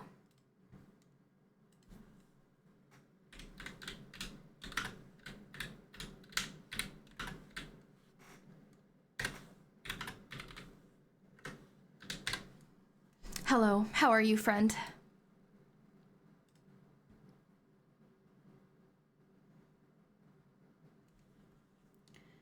Layer.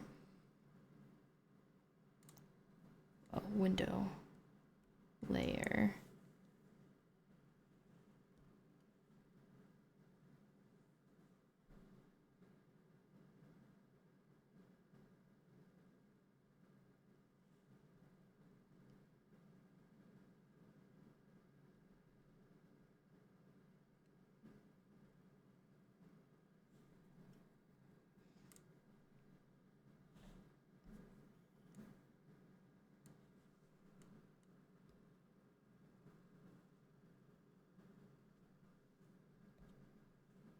Okay.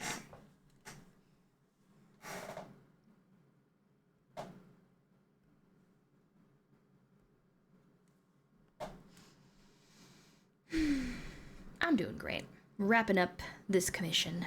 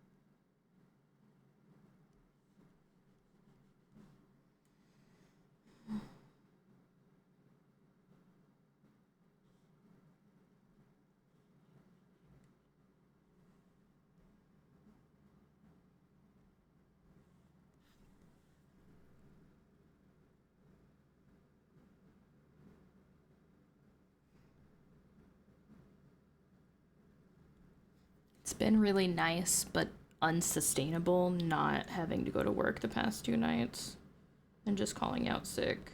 But like, I know I can't keep doing that. And tonight we work from home, so it's a little better. But good lord, do I not wish to go to work today.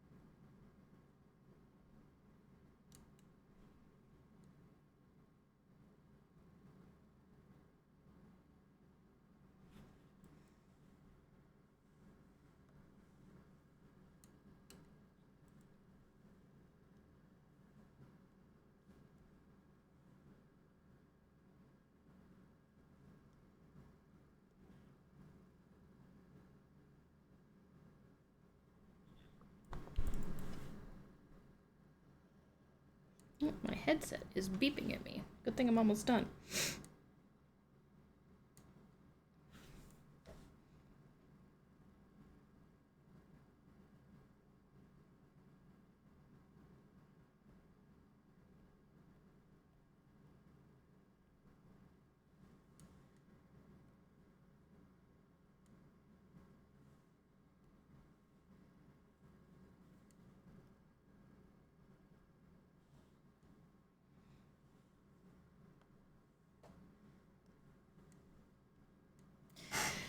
Oh, my back. Ugh.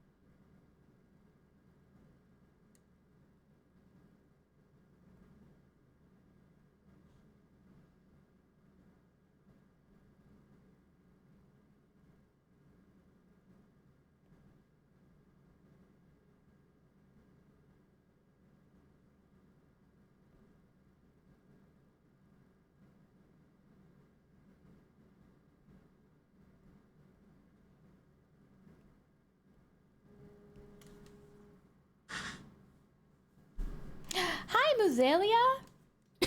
How are you? How was Fortnite the other day?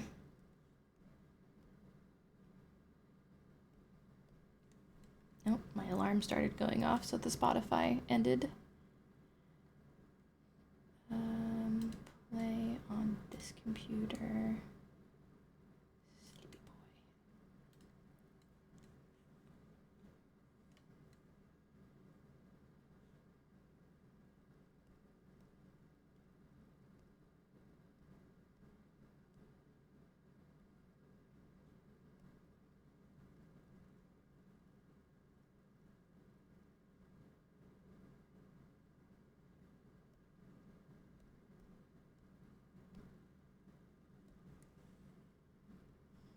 Duplicate. There we go. quit Fortnite and went to Marvel's. So sweaty. Ugh. Gross. I hope you were still able to have fun at least. All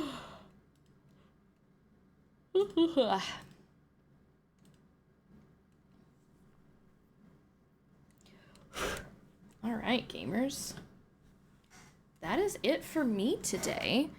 Thank you all so much for hanging out. Let's find somebody to raid, shall we?